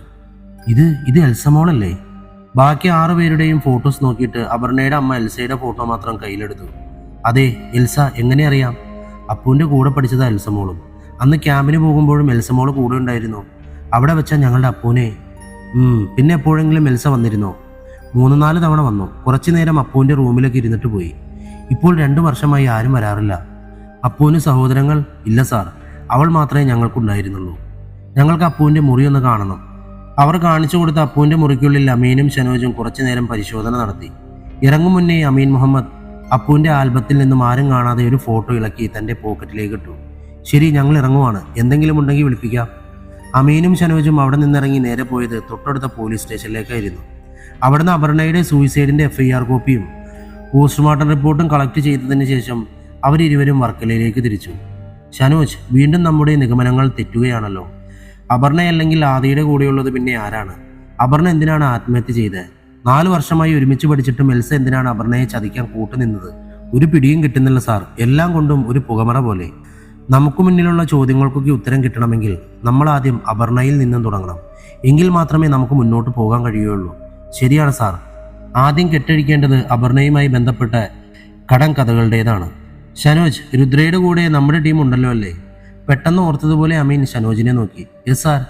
അവരറിയാതെ 4 പേരെ രുദ്രയെ ഫോളോ ചെയ്യുന്നതിനായി ഞാൻ ഇട്ടിട്ടുണ്ട്. ഗുഡ്. എൻ്റെ ഊഹം ശരിയാണെങ്കിൽ നമ്മൾ ഫോളോ ചെയ്യുന്നതിനോടൊപ്പം കില്ലറും രുദ്രയെ ഫോളോ ചെയ്യുന്നുണ്ടാകും. അവൻ രുദ്രയെ കൊണ്ടുപോകില്ല സാർ. അതിനു മുന്നേ അവനെ നമ്മൾ പൊക്കിയിരിക്കും. ഷനോജ് ദൃഢനിശ്ചയത്തോടെ പറഞ്ഞു. രുദ്രയുടെ ഗേറ്റ് കടന്ന് ആദ്യം ഒരു നീല ഡസ്റ്റർ കാർ പുറത്തേക്ക് വന്നു. തൊട്ടുപിറകെ പുറത്തേക്ക് വന്ന ഫോർച്യൂണറിന്റെ കോ ഡ്രൈവർ സീറ്റിൽ MP രാജേന്ദ്രനും പിറകിലെ സീറ്റിൽ ഭാര്യ രാഗണിയും മകൾ രുദ്രയും ഇളയ മകൾ റീതുവും ഉണ്ടായിരുന്നു. ഫോർച്യൂണറിന് പിന്നാലെ മറ്റൊരു ഡസ്റ്റർ കൂടി പുറത്തേക്കിറങ്ങി. രാജേന്ദ്രനും കുടുംബവും ചേട്ടന്റെ, അതായത് രുദ്രയുടെ വലിയച്ഛന്റെ സപ്തതി ആഘോഷിക്കാൻ പോവുകയാണ്. മുന്നിലും പിന്നിലുമുള്ള 2 ഡസ്റ്റർ കാറുകളിലായി ടൈഗർ സെക്യൂരിറ്റി സർവീസിന്റെ 8 ബോഡി ഗാർഡുകൾ. അവർക്കും പുറമെ വെളിയിൽ കാവലുണ്ടായിരുന്ന പോലീസുകാർ 2 പേരടങ്ങുന്ന സംഘങ്ങളായി തിരിഞ്ഞ് MBയെയും ഫാമിലിയെയും അവരറിയാതെ ഫോളോ ചെയ്യാൻ തുടങ്ങി. ടൗണിന്റെ മധ്യഭാഗത്തുള്ള നിരഞ്ജന ഓഡിറ്റോറിയത്തിന്റെ ഉള്ളിലേക്ക് എത്തിയ MBയും ഫാമിലിയും വേദിയിലേക്ക് നടന്നു ചെല്ലുമ്പോൾ രാജേന്ദ്രന്റെ മൂത്ത സഹോദരൻ രവി അതിഥികളുടെ ആശംസകൾക്കൊക്കെ നന്ദി പറഞ്ഞു നിൽക്കുന്നുണ്ടായിരുന്നു. രാജേന്ദ്രനും ഫാമിലിയും എത്തിയ ഉടനെ കേക്ക് മുറിക്കാനുള്ള ഒരുക്കങ്ങളായി.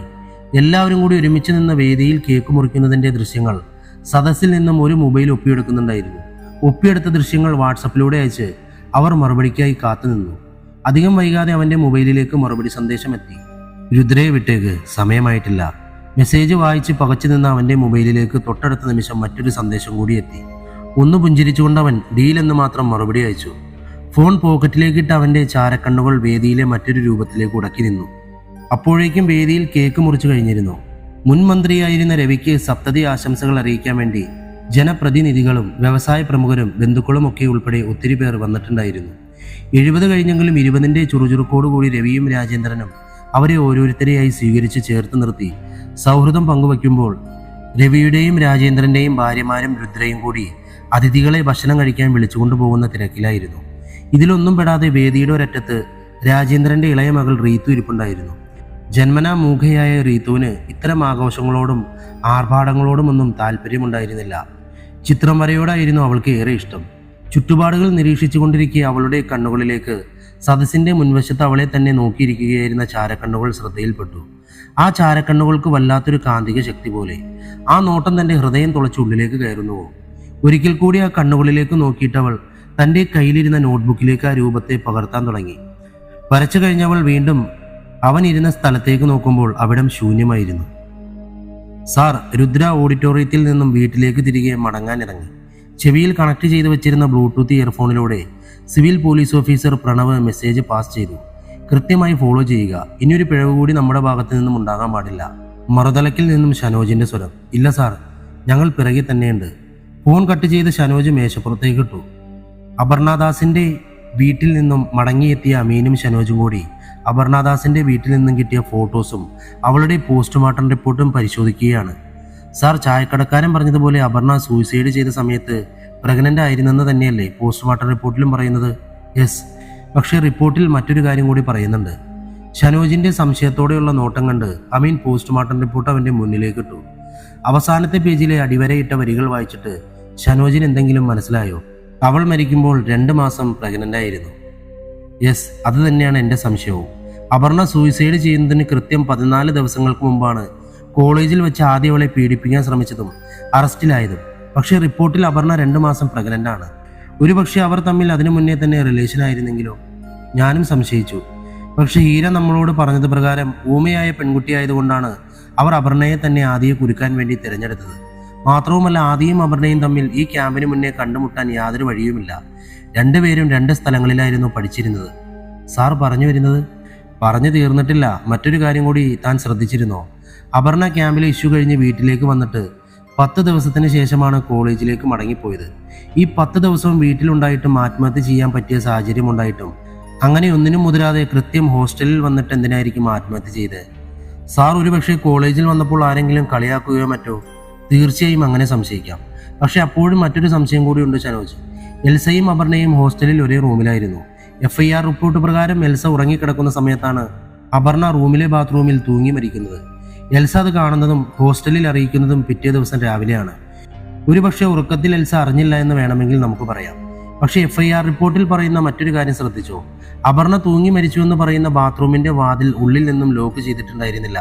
മാത്രവുമല്ല, മരണവെപ്രാളത്തിലോ മറ്റോ അപർണയുടെ കാല് തട്ടിയിട്ടാകാം ബാത്റൂമിലെ വാഷ് ബേസിൻ താഴെ വീണത്.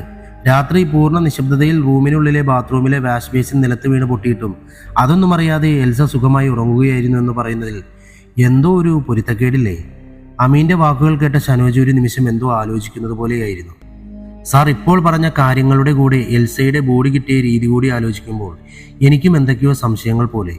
ബോഡി കിട്ടിയതിൽ വെച്ച് ഏറ്റവും ക്രൂരമായി കൊല ചെയ്യപ്പെട്ടത് എൽസയായിരുന്നു. ശരിയാണ്, എൽസയുടെ ബോഡി അറവുമാടുകളെ പോലെ പല കഷ്ണങ്ങളാക്കി ആംബുലൻസിൽ നിന്ന് കിട്ടിയത് അമീനിന്റെ ഓർമ്മയിലേക്ക് വന്നു. തീർച്ചയായും ഷനോജ്, അപർണയുടെ മരണത്തിന്റെ പിന്നിൽ വലിയൊരു ദുരൂഹതയുണ്ട്. അതിനുവേണ്ടി കൃത്യമായി എഴുതി തയ്യാറാക്കിയ തിരക്കഥയായിരുന്നു അന്ന് കോളേജിൽ നടന്നത്. നമ്മൾ സംശയിക്കുന്നത് പോലെ ആദിയുടെ കൂടെ ഒരാളുണ്ടെങ്കിൽ അതൊരുപക്ഷെ അപർണയുടെ വയറ്റിലുണ്ടായിരുന്ന കുട്ടിയുടെ ഉത്തരവാദിയാകാം. സാർ, ഇനി അയാളിലേക്ക് എത്താനുള്ള വഴി? ഹീരയും രുദ്രയുമായിരുന്നു നമ്മുടെ മുന്നിലെ ഓപ്ഷൻസ്. ഹീര നഷ്ടപ്പെട്ട സ്ഥിതിക്ക് ഇനി മുന്നിലുള്ളത് രുദ്ര മാത്രമാണ്. പക്ഷെ അവളൊന്നും പറയില്ല. സോ എത്രയും പെട്ടെന്ന് അപർണയുടെ കേസിലെ ദുരൂഹതകൾ അഴിക്കുക എന്നുള്ളത് നമ്മുടെ മുന്നിലെ വഴി. അവൾക്ക് കോളേജിൽ പഠിക്കുന്ന സമയത്ത് ആരെങ്കിലുമായി റിലേഷൻ ഉണ്ടായിരുന്നോ എന്ന് കണ്ടെത്തണം. തീർച്ചയായും അതിനു വേണ്ടിയുള്ള കാര്യങ്ങൾ ചെയ്യാം സാർ. അതുമാത്രം പോരാ ഷനോജ്, രുദ്രയുടെ സുരക്ഷിതത്വം ഉറപ്പുവരുത്തണം. അവൾ കൂടി മിസ്സിംഗ് ആയി കഴിഞ്ഞാൽ പിന്നെ ഈ കേസ് നമുക്കൊരിക്കലും തെളിയിക്കാൻ സാധിച്ചെന്ന് വരില്ല. അറിയാം സാർ, ഇനി അങ്ങനെ ഒന്നും ഉണ്ടാകില്ല. ഒരു കാര്യം കൂടി, ആശുപത്രിയിലായിരുന്ന സന്ദീപിന്റെയും സുധാകരന്റെയും. സാർ, സന്ദീപ് തിരികെ ജോയിൻ ചെയ്തിട്ടുണ്ട്. സുധാകരനും രാഹുലും ഇപ്പോഴും ആശുപത്രിയിൽ തന്നെയാണ്. നമ്മുടെ ടീമിനോട് എപ്പോഴും അലർട്ടായിട്ടിരിക്കാൻ പറയണം. Sure sir. ഷനോജ് പുറത്തേക്ക് ഇറങ്ങിക്കഴിഞ്ഞപ്പോൾ അമീൻ പോക്കറ്റിന്റെ ഉള്ളിലേക്ക് കൈകടത്തി അപർണയുടെ വീട്ടിൽ നിന്നും ആരും കാണാതെ ആൽബത്തിൽ നിന്നും എടുത്ത ഫോട്ടോ എടുത്ത് സംശയം ഉറപ്പിക്കാനെന്ന മട്ടിൽ ഒന്നുകൂടി നോക്കി. എന്നിട്ടവൻ തന്റെ ഫോണിൽ സൗമ്യ സൈബർ സെൽ എന്ന നമ്പർ ഡയൽ ചെയ്ത് ചെവിയോടമർത്തി. Good evening sir. സൗമ്യ, എനിക്ക് അർജന്റായിട്ട് നിങ്ങളുടെ ഹെൽപ്പ് വേണം. പറയൂ സാർ. തൻ്റെ ഫോണിലേക്ക് ഞാനൊരു നമ്പർ അയച്ചിട്ടുണ്ട്. അതിൻ്റെ last month call message list എടുക്കണം. കൂടാതെ ആ ID കാർഡ് ഉപയോഗിച്ചോ മറ്റോ വേറെ സിം എടുത്തിട്ടുണ്ടോ എന്നും മറ്റും പരിശോധിക്കണം. ആ ID കാർഡിൻ്റെ ഒരു കോപ്പി കൂടി എനിക്ക് അയക്കണം. ചെയ്യാം സാർ. ബട്ട് ഇപ്പോൾ അയച്ച ഈ നമ്പർ ഇത് നമ്മുടെ ഡിപ്പാർട്ട്മെൻറ്റിലെ. സൗമ്യ പറയുന്നതിന് മുന്നേ അമീൻ ഇടയ്ക്ക് കയറി. അതെ, നമ്മുടെ കൂട്ടത്തിലുള്ള ഒരാളുടെ തന്നെയാണ്. അതുകൊണ്ട് തന്നെയാണ് നിന്നെ ഞാൻ നേരിട്ട് വിളിച്ചതും. ഒരു കാരണവശാലും ഇങ്ങനെ ഒരു കാര്യം നടക്കുന്നതായി ഞാനും നീയുമല്ലാതെ വേറൊരാളും അറിയാൻ പാടില്ല. Okay sir. സൗമ്യയുടെ കോൾ കട്ട് ചെയ്തതിന് ശേഷം അമീൻ ഫോട്ടോ ഭദ്രമായി തൻ്റെ ഫയലിൻ്റെ ഉള്ളിലേക്ക് വെച്ചു. ഗസ്റ്റുകളൊക്കെ പോയി കഴിഞ്ഞ് രുദ്രയെയും റീതുവിനെയും ഭാര്യമാരുടെ കൂടെ പറഞ്ഞു വിട്ടിട്ട് രാജേന്ദ്രനും രവിയും വളരെ അടുപ്പമുള്ള 1-2 പേരും കൂടെ നിരഞ്ജന ഓഡിറ്റോറിയത്തിൻ്റെ പുറത്തിരുന്ന് മദ്യപിക്കുകയാണ്. രാജ, നാളെ ആ സുഗുണൻ ഓഫീസിലോട്ട് വരും. നീ അവൻ പറയുന്നതൊന്ന് ചെയ്തു കൊടുത്തേക്കണം. രവിയുടെ വാക്കുകൾ കേട്ട് ഒരല്പം ദേഷ്യത്തോടെ തൻ്റെ കയ്യിലിരുന്ന വോഡ്ക നിറച്ച ഗ്ലാസ് കാലിയാക്കിക്കൊണ്ട് രാജേന്ദ്രൻ പറഞ്ഞു, എനിക്ക് ഈ കാര്യത്തിൽ മാത്രമാ ചേട്ടനോട് ദേഷ്യം. ഒരാവശ്യമില്ലാത്ത കുറേ സെന്റിമെന്റ്സ്. ആടാ, എൻ്റെ ഈ ആവശ്യമില്ലാത്ത സെന്റിമെന്റ്സ് ഉള്ളത് കാരണമാ നീ ഇപ്പോൾ ഇങ്ങനെ ഇരിക്കുന്നത്. ഇല്ലിൽ തോറ്റു തുന്നം പാടി നീ ഇപ്പോൾ വീട്ടിലിരുന്നേനെ. രവിയുടെ വാക്കുകൾ കേട്ട് കൂടെ ഇരുന്നവർ ചിരിച്ചു. രാജേന്ദ്രനേക്കാൾ പാർട്ടിയിലും പുറത്തും മറ്റുള്ളവർക്ക് ബഹുമാനം കൂടുതൽ രവിയോടായിരുന്നു. രവി ജനങ്ങൾക്ക് വേണ്ടി പ്രവർത്തിച്ചപ്പോൾ രാജേന്ദ്രൻ തനിക്ക് വേണ്ടി മാത്രം പ്രവർത്തിച്ചു. ഗുണമുണ്ടെങ്കിൽ എന്ത് ചെറ്റത്തരവും കാണിക്കാൻ മടിയില്ലാത്ത രാജേന്ദ്രനോട് പാർട്ടിയിലുള്ളവർക്ക് പോലും ലേശം നീരസമുണ്ട്. ഓ, എന്തേലും പറഞ്ഞാൽ ചേട്ടൻ എപ്പോഴും ഓരോ ന്യായീകരണങ്ങളാണല്ലോ. വരാൻ പറ, ഞാൻ ചെയ്തു കൊടുത്തേക്കാം. പറഞ്ഞിട്ട് രാജേന്ദ്രൻ എണീറ്റു. എന്താടാ, നീ പിണങ്ങി പോവാണോ? ഓ, ഒന്ന് മൂത്രമൊഴിച്ചിട്ട് വരാം എൻ്റെ ചേട്ടായി. രവിയുടെ കവളിൽ ഒന്ന് നുള്ളി ചിക്കൻ വറുത്തതിൽ നിന്നും ഒരു പീസ് എടുത്ത് വായിലേക്കിട്ട് ഓഡിറ്റോറിയത്തിൻ്റെ മറുപുറത്തേക്ക് നടന്നു. അവർ ഇരുന്നിടത്ത് നിന്നും ഒരല്പം മാറി ഓഡിറ്റോറിയത്തിൻ്റെ സൈഡിലായാണ് വാഷ്റൂം. ഗസ്റ്റുകളൊക്കെ പോയതുകൊണ്ടാവും വാഷ്റൂമിലെയും ഓഡിറ്റോറിയത്തിൻ്റെ സൈഡിലെയും ലൈറ്റുകളൊക്കെയും അണച്ചിരുന്നു. മൊബൈൽ എടുത്ത് ലൈറ്റ് തെളിയിച്ചുകൊണ്ടവൻ ഉള്ളിലേക്ക് കയറി മൂത്രമൊഴിക്കാൻ തുടങ്ങി. പാട്ടൊക്കെ പാടി ആസ്വദിച്ച് മൂത്രമൊക്കെ ഒഴിച്ചു കഴിഞ്ഞ രാജേന്ദ്രൻ കൈകൾ കഴുകുവാൻ വേണ്ടി വാഷ് ബേസിന് മുന്നിലേക്ക് വന്നു. ഫ്ലാഷ് ഓണാക്കി വെച്ചിരുന്ന മൊബൈൽ ഓഫാക്കാൻ മെനക്കെടാതെ ഷർട്ടിൻ്റെ പോക്കറ്റിലേക്ക് ഇട്ടിട്ട് അവൻ ഹാൻഡ് വാഷ് ഉപയോഗിച്ച് കൈകൾ കഴുകാൻ തുടങ്ങി. തൻ്റെ കഴുത്തിൽ ആരുടെയോ ശ്വാസം പതിഞ്ഞതുപോലെ. ഇല്ല, തോന്നിയതാവും.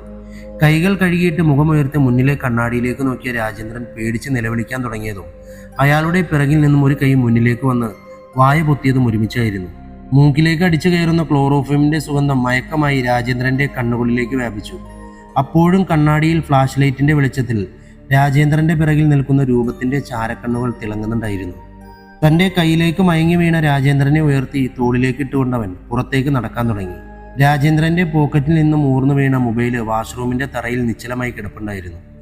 യാതൊരു ധൃതിയും കൂടാതെ പുറത്തേക്ക് വന്ന ചാരക്കണ്ണുകാരൻ വാഷ്റൂമിന്റെ വശത്തായി കിടന്ന പജീറോയുടെ ഡിക്കി തുറന്ന് രാജേന്ദ്രനെ ഉള്ളിലേക്ക് എറിഞ്ഞു. ഡിക്കി അടച്ച ശേഷം അവൻ വണ്ടിയിലേക്ക് ചാരി നിന്നുകൊണ്ട് മൊബൈലെടുത്ത് മെസ്സേജ് ടൈപ്പ് ചെയ്യാൻ തുടങ്ങി. Task over. നിമിഷങ്ങൾക്കകം തന്നെ അവനുള്ള മറുപടിയും എത്തി. ഗുഡ്, നിനക്കുള്ള ടാസ്കുകൾ ഇവിടെ അവസാനിക്കുകയാണ്. രുദ്രയുമായി ഞാൻ ഉടനെ എത്തും. രാജേന്ദ്രനെയും കൊണ്ട് പജീറോ ഓഡിറ്റോറിയത്തിന്റെ ഗേറ്റ് കടന്ന് പുറത്തേക്ക് പോകുമ്പോഴും രവിയും കൂട്ടുകാരും മുൻവശത്തിരുന്ന് മദ്യപിക്കുന്നുണ്ടായിരുന്നു. അവൻ പോയിട്ട് കുറെ നേരമായല്ലോ. അവനിതവിടെ എന്തെടുക്കുക, നീ ഒന്ന് പോയി നോക്കിയേ. കുറച്ചു നേരം കഴിഞ്ഞിട്ടും രാജേന്ദ്രനെ കാണാതെ രവി കൂട്ടത്തിലുണ്ടായിരുന്ന ഒരാളോട് പറഞ്ഞു. പോയി നോക്കിയാൽ രാജേന്ദ്രന്റെ ഡിസ്പ്ലേ തകർന്ന മൊബൈലും കൊണ്ട് തിരിച്ചു വന്നതും രവിയും സംഘവും വാഷ്റൂമിലേക്ക് വാഞ്ഞു. നിമിഷങ്ങൾ കൊണ്ട് തന്നെ രാജേന്ദ്രനെ കാണാനില്ലെന്ന വാർത്ത കാട്ടുതീ പോലെ പടരാൻ തുടങ്ങി. MP Rajendran missing. കൊല്ലം മണ്ഡലത്തിലെ MP രാജേന്ദ്രനെ ഇന്ന് വൈകുന്നേരം മുതൽ കാണാനില്ല. സഹോദരനും മുൻ മന്ത്രിയുമായിരുന്ന രവിയുടെ സപ്തതി ചടങ്ങിൽ പങ്കെടുക്കുമ്പോഴാണ് MPയെ കാണാതായിരിക്കുന്നത്. നഗരത്തെ ഒന്നടങ്കം നടക്കിക്കൊണ്ടിരിക്കുന്ന ഡെത്ത് ചെയിൻ മരണപരമ്പരയിൽ അടുത്തതായി സംശയിക്കപ്പെട്ടിരിക്കുന്നത് MP രാജേന്ദ്രന്റെ മകൾ രുദ്രയായിരുന്നു. രുദ്രയെ കിഡ്നാപ്പ് ചെയ്യാൻ കഴിയാത്ത കില്ലർ രാജേന്ദ്രനെ തട്ടിക്കൊണ്ടുപോയതാകുമോ? കാത്തിരിക്കുക തത്സമയ വാർത്തകൾ അല്പസമയത്തിൻ്റെ ഉള്ളിൽ. MPയുടെ മിസ്സിംഗ് വാർത്ത അറിഞ്ഞ അമീൻ വളരെ പെട്ടെന്ന് തന്നെ സ്റ്റേഷനിൽ ഒരു മീറ്റിംഗ് വിളിപ്പിച്ചു. MPയുടെ മിസ്സിംഗ് നമ്മളുടെ എല്ലാം കണക്കുകൂട്ടലുകൾ പൂർണ്ണമായി തെറ്റിക്കുന്നതാണ്. അടിയന്തരമായി നമുക്ക് ഇടപെട്ടേ മതിയാകും. MP മിസ്സിംഗ് ആയിരിക്കുന്നത് കൊല്ലം പോലീസ് സ്റ്റേഷൻ പരിധിക്കുള്ളിലാണ്. അവർ കേസ് ചാർജ് ചെയ്ത് അന്വേഷണം ആരംഭിച്ചിട്ടുണ്ട്. ഞാൻ അവിടുത്തെ CI ഗോപനുമായി സംസാരിച്ചിട്ടുണ്ട്. എത്രയും പെട്ടെന്ന് നമ്മുടെ ടീം അവരുടെ കൂടെ ജോയിൻ ചെയ്യണം. We are ready sir. എല്ലാവരും ഒരേപോലെ മറുപടി പറഞ്ഞു. ഇപ്പോൾ സമയം 8 മണി. അടുത്ത 24 മണിക്കൂറുകൾക്കുള്ളിൽ ആരാണെങ്കിലും അവനെ നമുക്ക് പിടികൂടിയിരിക്കണം. നമുക്ക് മുന്നിൽ ഇനിയുള്ളത് വളരെ തുച്ഛമായ മണിക്കൂറുകളാണ്. ഇനിയൊരു മരണം കൂടി ഉണ്ടാകാൻ പാടില്ല. അതിൻ്റെ ഭാഗമായി ഞാൻ ടീം സ്പ്ലിറ്റ് ചെയ്യുകയാണ്. ഷനോജും ഷിജുവും പ്രണവും വിഷ്ണുപ്രിയയും അടങ്ങുന്ന സംഘം എത്രയും പെട്ടെന്ന് കൊല്ലം ടീമിനൊപ്പം ജോയിൻ ചെയ്യണം. സ്റ്റേഷനിൽ ബാക്കിയുള്ളവർ 2 സംഘങ്ങളായി തിരിഞ്ഞ് കൊല്ലത്ത് നിന്ന് നമ്മുടെ സർക്കിളിലേക്ക് വരുന്ന എല്ലാ വാഹനങ്ങളും, അത് ബൈക്ക്, ഓട്ടോ, കാർ, ലോറി എന്ത് തന്നെയായാലും പരിശോധിക്കണം. പരവൂർ ചാത്തന്നൂർ സ്റ്റേഷനിൽ നിന്നും 2 ടീം നമ്മുടെ കൂടെ ഉടനെ ജോയിൻ ചെയ്യും. അമീൻ സംസാരിച്ചുകൊണ്ട് നിൽക്കെ തന്നെ കൊല്ലം CI ഗോപന്റെ കോൾ ഫോണിലേക്ക് വന്നു. എസ് ഗോപൻ, പറയൂ സാർ. പ്രതിയെന്ന് സംശയിക്കാവുന്ന ഒരാളിന്റെ രൂപചിത്രം MPയുടെ ഇളയ മകളുടെ നോട്ട്ബുക്കിൽ നിന്നും കിട്ടിയിട്ടുണ്ട്. സപ്തതി ചടങ്ങിന്റെ ഇടയിൽ കണ്ട ഒരാളുടെ രൂപം കൗതുകം കൊണ്ട് വരച്ചതാണെന്ന് കുട്ടി പറഞ്ഞു. പക്ഷേ രാജേന്ദ്ര സാറ് മിസ്സിംഗ് ആയിരിക്കുന്ന വാഷ്റൂമിന് സമീപമുള്ള CCTV ക്യാമറയ്ക്ക് മുന്നിൽ ഇതേ വ്യക്തി കയ്യിലുള്ള തള്ളവിരൽ ഉയർത്തിയതും കണ്ണുകൾ ഇറുക്കിയടച്ചതുമൊക്കെ കാണിക്കുന്നുണ്ട്. സപ്തതി ചടങ്ങുകൾ നടന്ന ഹാളിലും ഈ വ്യക്തിയുടെ പ്രസൻസ് കൺഫേം ചെയ്തിട്ടുണ്ട്. അമീൻ ചുറ്റുപാടുമുള്ളവരെ ഒന്ന് ശ്രദ്ധിച്ചിട്ട് ശബ്ദം താഴ്ത്തി ഗോപനോട് മറുപടി പറയാൻ തുടങ്ങി. Good work Gopan. ആ ഫോട്ടോ എനിക്ക് കൂടി വാട്സപ്പ് ചെയ്യണം. അതുപോലെ എത്രയും പെട്ടെന്ന് അയാളുടെ ഡീറ്റെയിൽസ് കളക്ട് ചെയ്യാനുള്ള ശ്രമങ്ങൾ നടത്തണം. ഷുവർ സാർ, ഞങ്ങൾ അന്വേഷണം തുടങ്ങിക്കഴിഞ്ഞു. ഓക്കെ ഗോപൻ, അധികം വൈകാതെ തന്നെ ഞാനും നിങ്ങളുടെ കൂടെ ജോയിൻ ചെയ്യും. കോള് കട്ട് ചെയ്ത ശേഷം ഫോൺ പോക്കറ്റിലേക്ക് ഇട്ടുകൊണ്ട് അമീൻ വീണ്ടും മീറ്റിംഗ് തുടർന്നു. നമ്മൾ സംസാരിച്ചുകൊണ്ടിരുന്നതിലേക്ക് മടങ്ങി വരാം. പറഞ്ഞതുപോലെ ഷനോജിന്റെ നേതൃത്വത്തിൽ ഒരു ടീം ഇമ്മീഡിയറ്റായി കൊല്ലത്തേക്ക് പോവുക. രാമേട്ടന്റെയും സന്ദീപിന്റെയും നേതൃത്വത്തിൽ 2 ടീമുകൾ പരവൂരിൽ നിന്നും ചാത്തന്നൂരിൽ നിന്നും വരുന്ന 2 ടീമിനൊപ്പം ജോയിൻ ചെയ്ത് വാഹനങ്ങൾ പരിശോധിക്കണം. ചെയ്യാം സാർ. സംഗതിയുടെ സീരിയസ്നെസ് നമ്മൾ മനസ്സിലാക്കണം. ഹീരയുടെ ബോഡി ഇതുവരെയും കണ്ടുകിട്ടിയിട്ടില്ല. ഇപ്പോൾ എംപിയും കില്ലറിന്റെ കൈവശമാണ്. രുദ്രയെ കിഡ്നാപ്പ് ചെയ്യാൻ സാധിക്കാത്തതിനാൽ നമ്മുടെ ശ്രദ്ധ തിരിക്കുന്നതിനാവണം എംപിയെ കിഡ്നാപ്പ് ചെയ്തിരിക്കുന്നത്. അതുകൊണ്ട് തന്നെ രുദ്രയ്ക്ക് കൃത്യമായ സുരക്ഷ നമ്മൾ ഒരുക്കിയിരിക്കണം. അതുപോലെ തന്നെ അവനെ കൊടുക്കാനുള്ള വഴികളും നോക്കണം. ഇപ്പോൾ ഗോപനുമായി സംസാരിച്ചപ്പോൾ കില്ലറിന്റെ CCTV ദൃശ്യം കിട്ടിയതാണെന്ന് അറിയാൻ കഴിഞ്ഞു. ഞാനിപ്പോൾ ആ ഫോട്ടോ നിങ്ങൾക്ക് എല്ലാവർക്കും ഷെയർ ചെയ്യാം. ഹീരയ്ക്കും രാജേന്ദ്രൻ സാറിനും ഒന്നും സംഭവിക്കുന്നതിന് മുന്നേ തന്നെ നമുക്ക് അവനെ പിടികൂടാൻ സാധിക്കണം. We will do our level best. അവിടെ ഉണ്ടായിരുന്ന എല്ലാവരും ഒരേ ശ്വാസത്തിൽ മറുപടി പറഞ്ഞു. ഓക്കെ, എല്ലാവരും പറഞ്ഞ പോലെ ചെയ്യൂ. മീറ്റിംഗ് കഴിഞ്ഞ് എല്ലാവരും പിരിഞ്ഞു പോകുമ്പോൾ ഷനോജ് അമീൻ മുഹമ്മദിന്റെ അരികിലേക്ക് വന്നു. പ്ലാനിലൊന്നും ടീമിനൊപ്പം സാറില്ലല്ലോ, എന്ത് പറ്റി? വേറെന്തെങ്കിലും? എനിക്ക് അത്യാവശ്യമായി ചെയ്തു തീർക്കേണ്ട ഒരു ജോലിയുണ്ട്. അത് കഴിഞ്ഞാലുടനെ ഞാനും ജോയിൻ ചെയ്യാം. ഷനോജിന്റെ മുഖത്തേക്ക് നോക്കി കണ്ണിറുക്കിക്കൊണ്ട് അമീൻ മറുപടി നൽകി. വ്യക്തമായി ഒന്നും മനസ്സിലായില്ലെങ്കിലും തലയാട്ടിക്കൊണ്ട് പുറത്തേക്ക് നടന്ന ഷനോജിനെ നോക്കി ഊറിച്ചിരിച്ചുകൊണ്ട് അമീൻ മൊബൈലെടുത്തു. മൊബൈലിൽ അമീനെ കാത്ത് 2 മെസ്സേജുകൾ കിടപ്പുണ്ടായിരുന്നു. ഒന്നാമത്തേത് കൊല്ലം സ്റ്റേഷനിലെ CA ഗോപൻ ഫോർവേഡ് ചെയ്ത സംശയിക്കുന്ന ആളിന്റെ ഫോട്ടോയായിരുന്നു. നിഗൂഢതകൾ നിറഞ്ഞ ചാരക്കണ്ണുകളിലേക്ക് നോക്കിക്കൊണ്ട് അമീർ 2ാമത്തെ മെസ്സേജ് ഓപ്പൺ ചെയ്തു. സൈബർ സെല്ലിൽ നിന്നും സൗമ്യയുടെ മെസ്സേജ് ആയിരുന്നു അത്. സാർ തന്നിരിക്കുന്ന മൊബൈൽ നമ്പറിൽ സംശയിക്കത്തക്കതായി ഒന്നുമില്ല. പക്ഷെ ആ സിം എടുക്കാൻ ഉപയോഗിച്ച സിം ID കാർഡ് ഉപയോഗിച്ച് എടുത്തിരിക്കുന്ന മറ്റൊരു നമ്പറാണ്. ആ നമ്പറിൽ നിന്നും ഒരേ ഒരു നമ്പറിലേക്ക് മാത്രമേ മെസ്സേജുകൾ പോയിട്ടുള്ളൂ. ആ 2 സിമ്മുകളുടെയും ID കാർഡും മെസ്സേജുകളും ഡീറ്റെയിൽസും ഞാൻ സാറിന് മെയിൽ അയച്ചിട്ടുണ്ട്.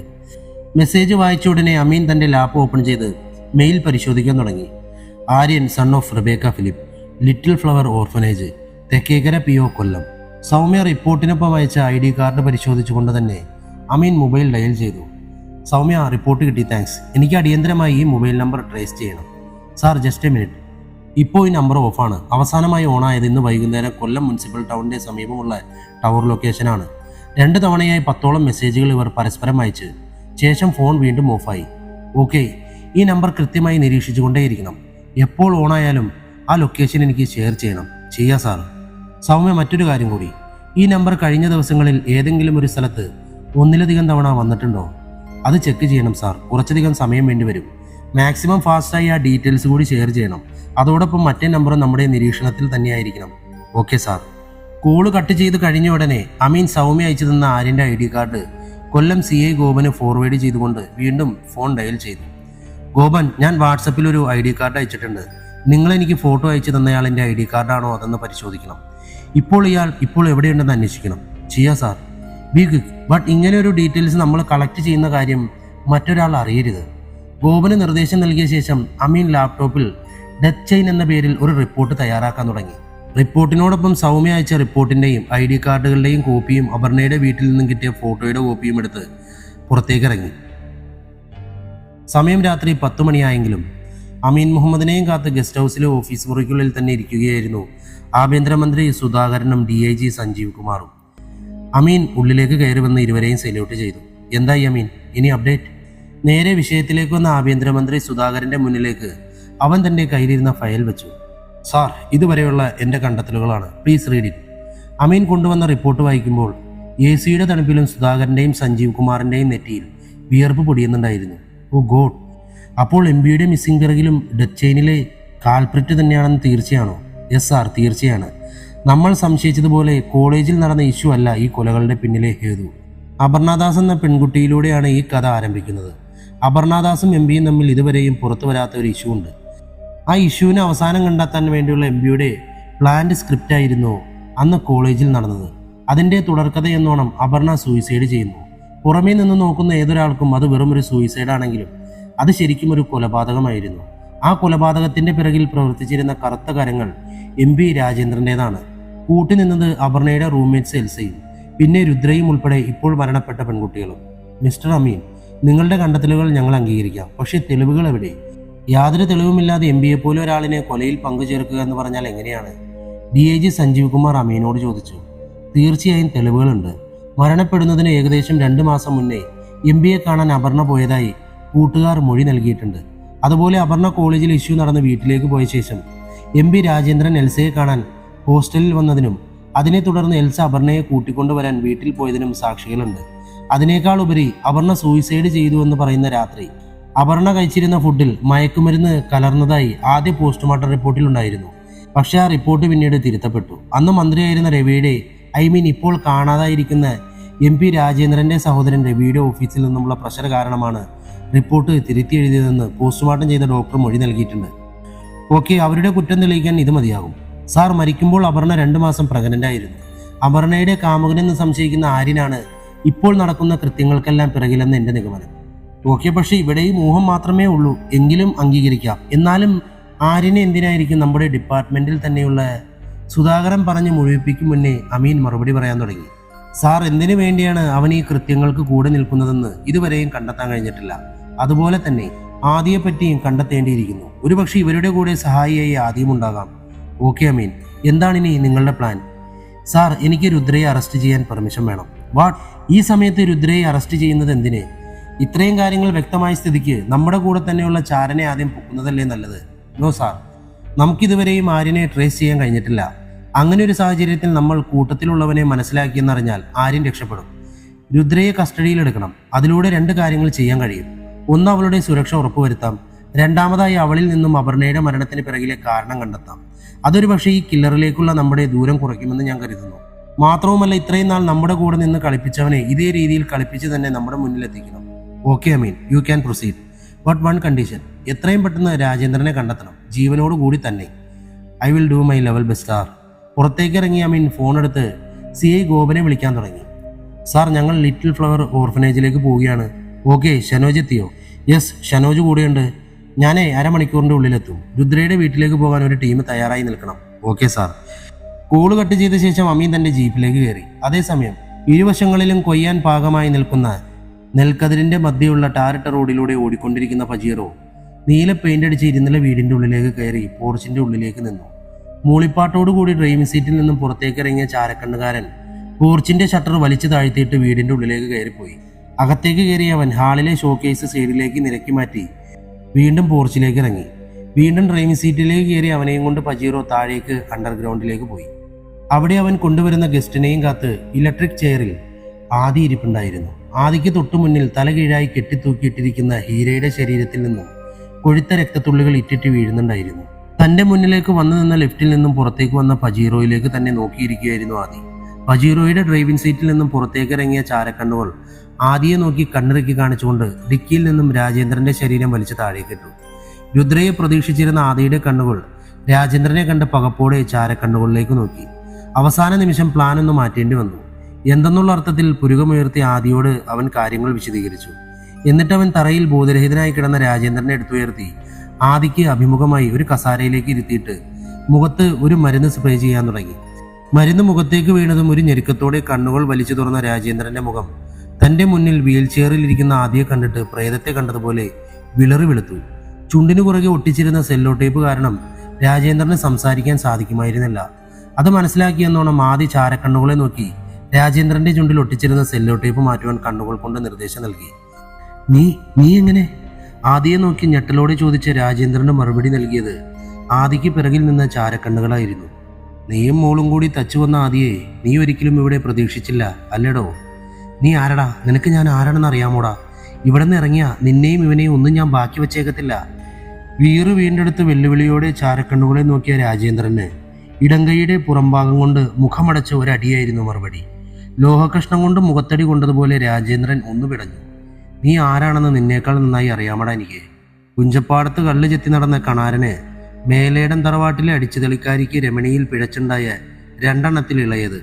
കള്ള് ചെത്തി നടക്കുന്ന കണാരനെ കൊണ്ട് തനിക്കും മക്കൾക്കും യാതൊരു പ്രയോജനവും ഉണ്ടാകില്ലെന്ന് മനസ്സിലായ രമണി നൈസായിട്ട് തറവാട്ടിലെ കാരണവർ രവീന്ദ്രന്റെ മക്കളാണ് നിങ്ങളെന്നും പറഞ്ഞ് തറവാട്ടിന്റെ മുന്നിൽ സമരമിരിക്കുന്നു. പേരിലെ സാമ്യവും നിന്റെ തള്ളയുടെ കരച്ചിലും കുടുംബത്തിന്റെ മാനവുമൊക്കെ കരുതി രവീന്ദ്രന്റെ അമ്മ ഭാർഗവി നിന്നെയൊക്കെ അങ്ങ് ഏറ്റെടുത്തു. പെട്ടെന്ന് ലോട്ടറി അടിച്ചതുപോലെ സുഖിച്ച് ജീവിക്കുമ്പോഴാണ് ഭാർഗവിയമ്മ അങ്ങ് പരലോകത്തേക്ക് പോണത്.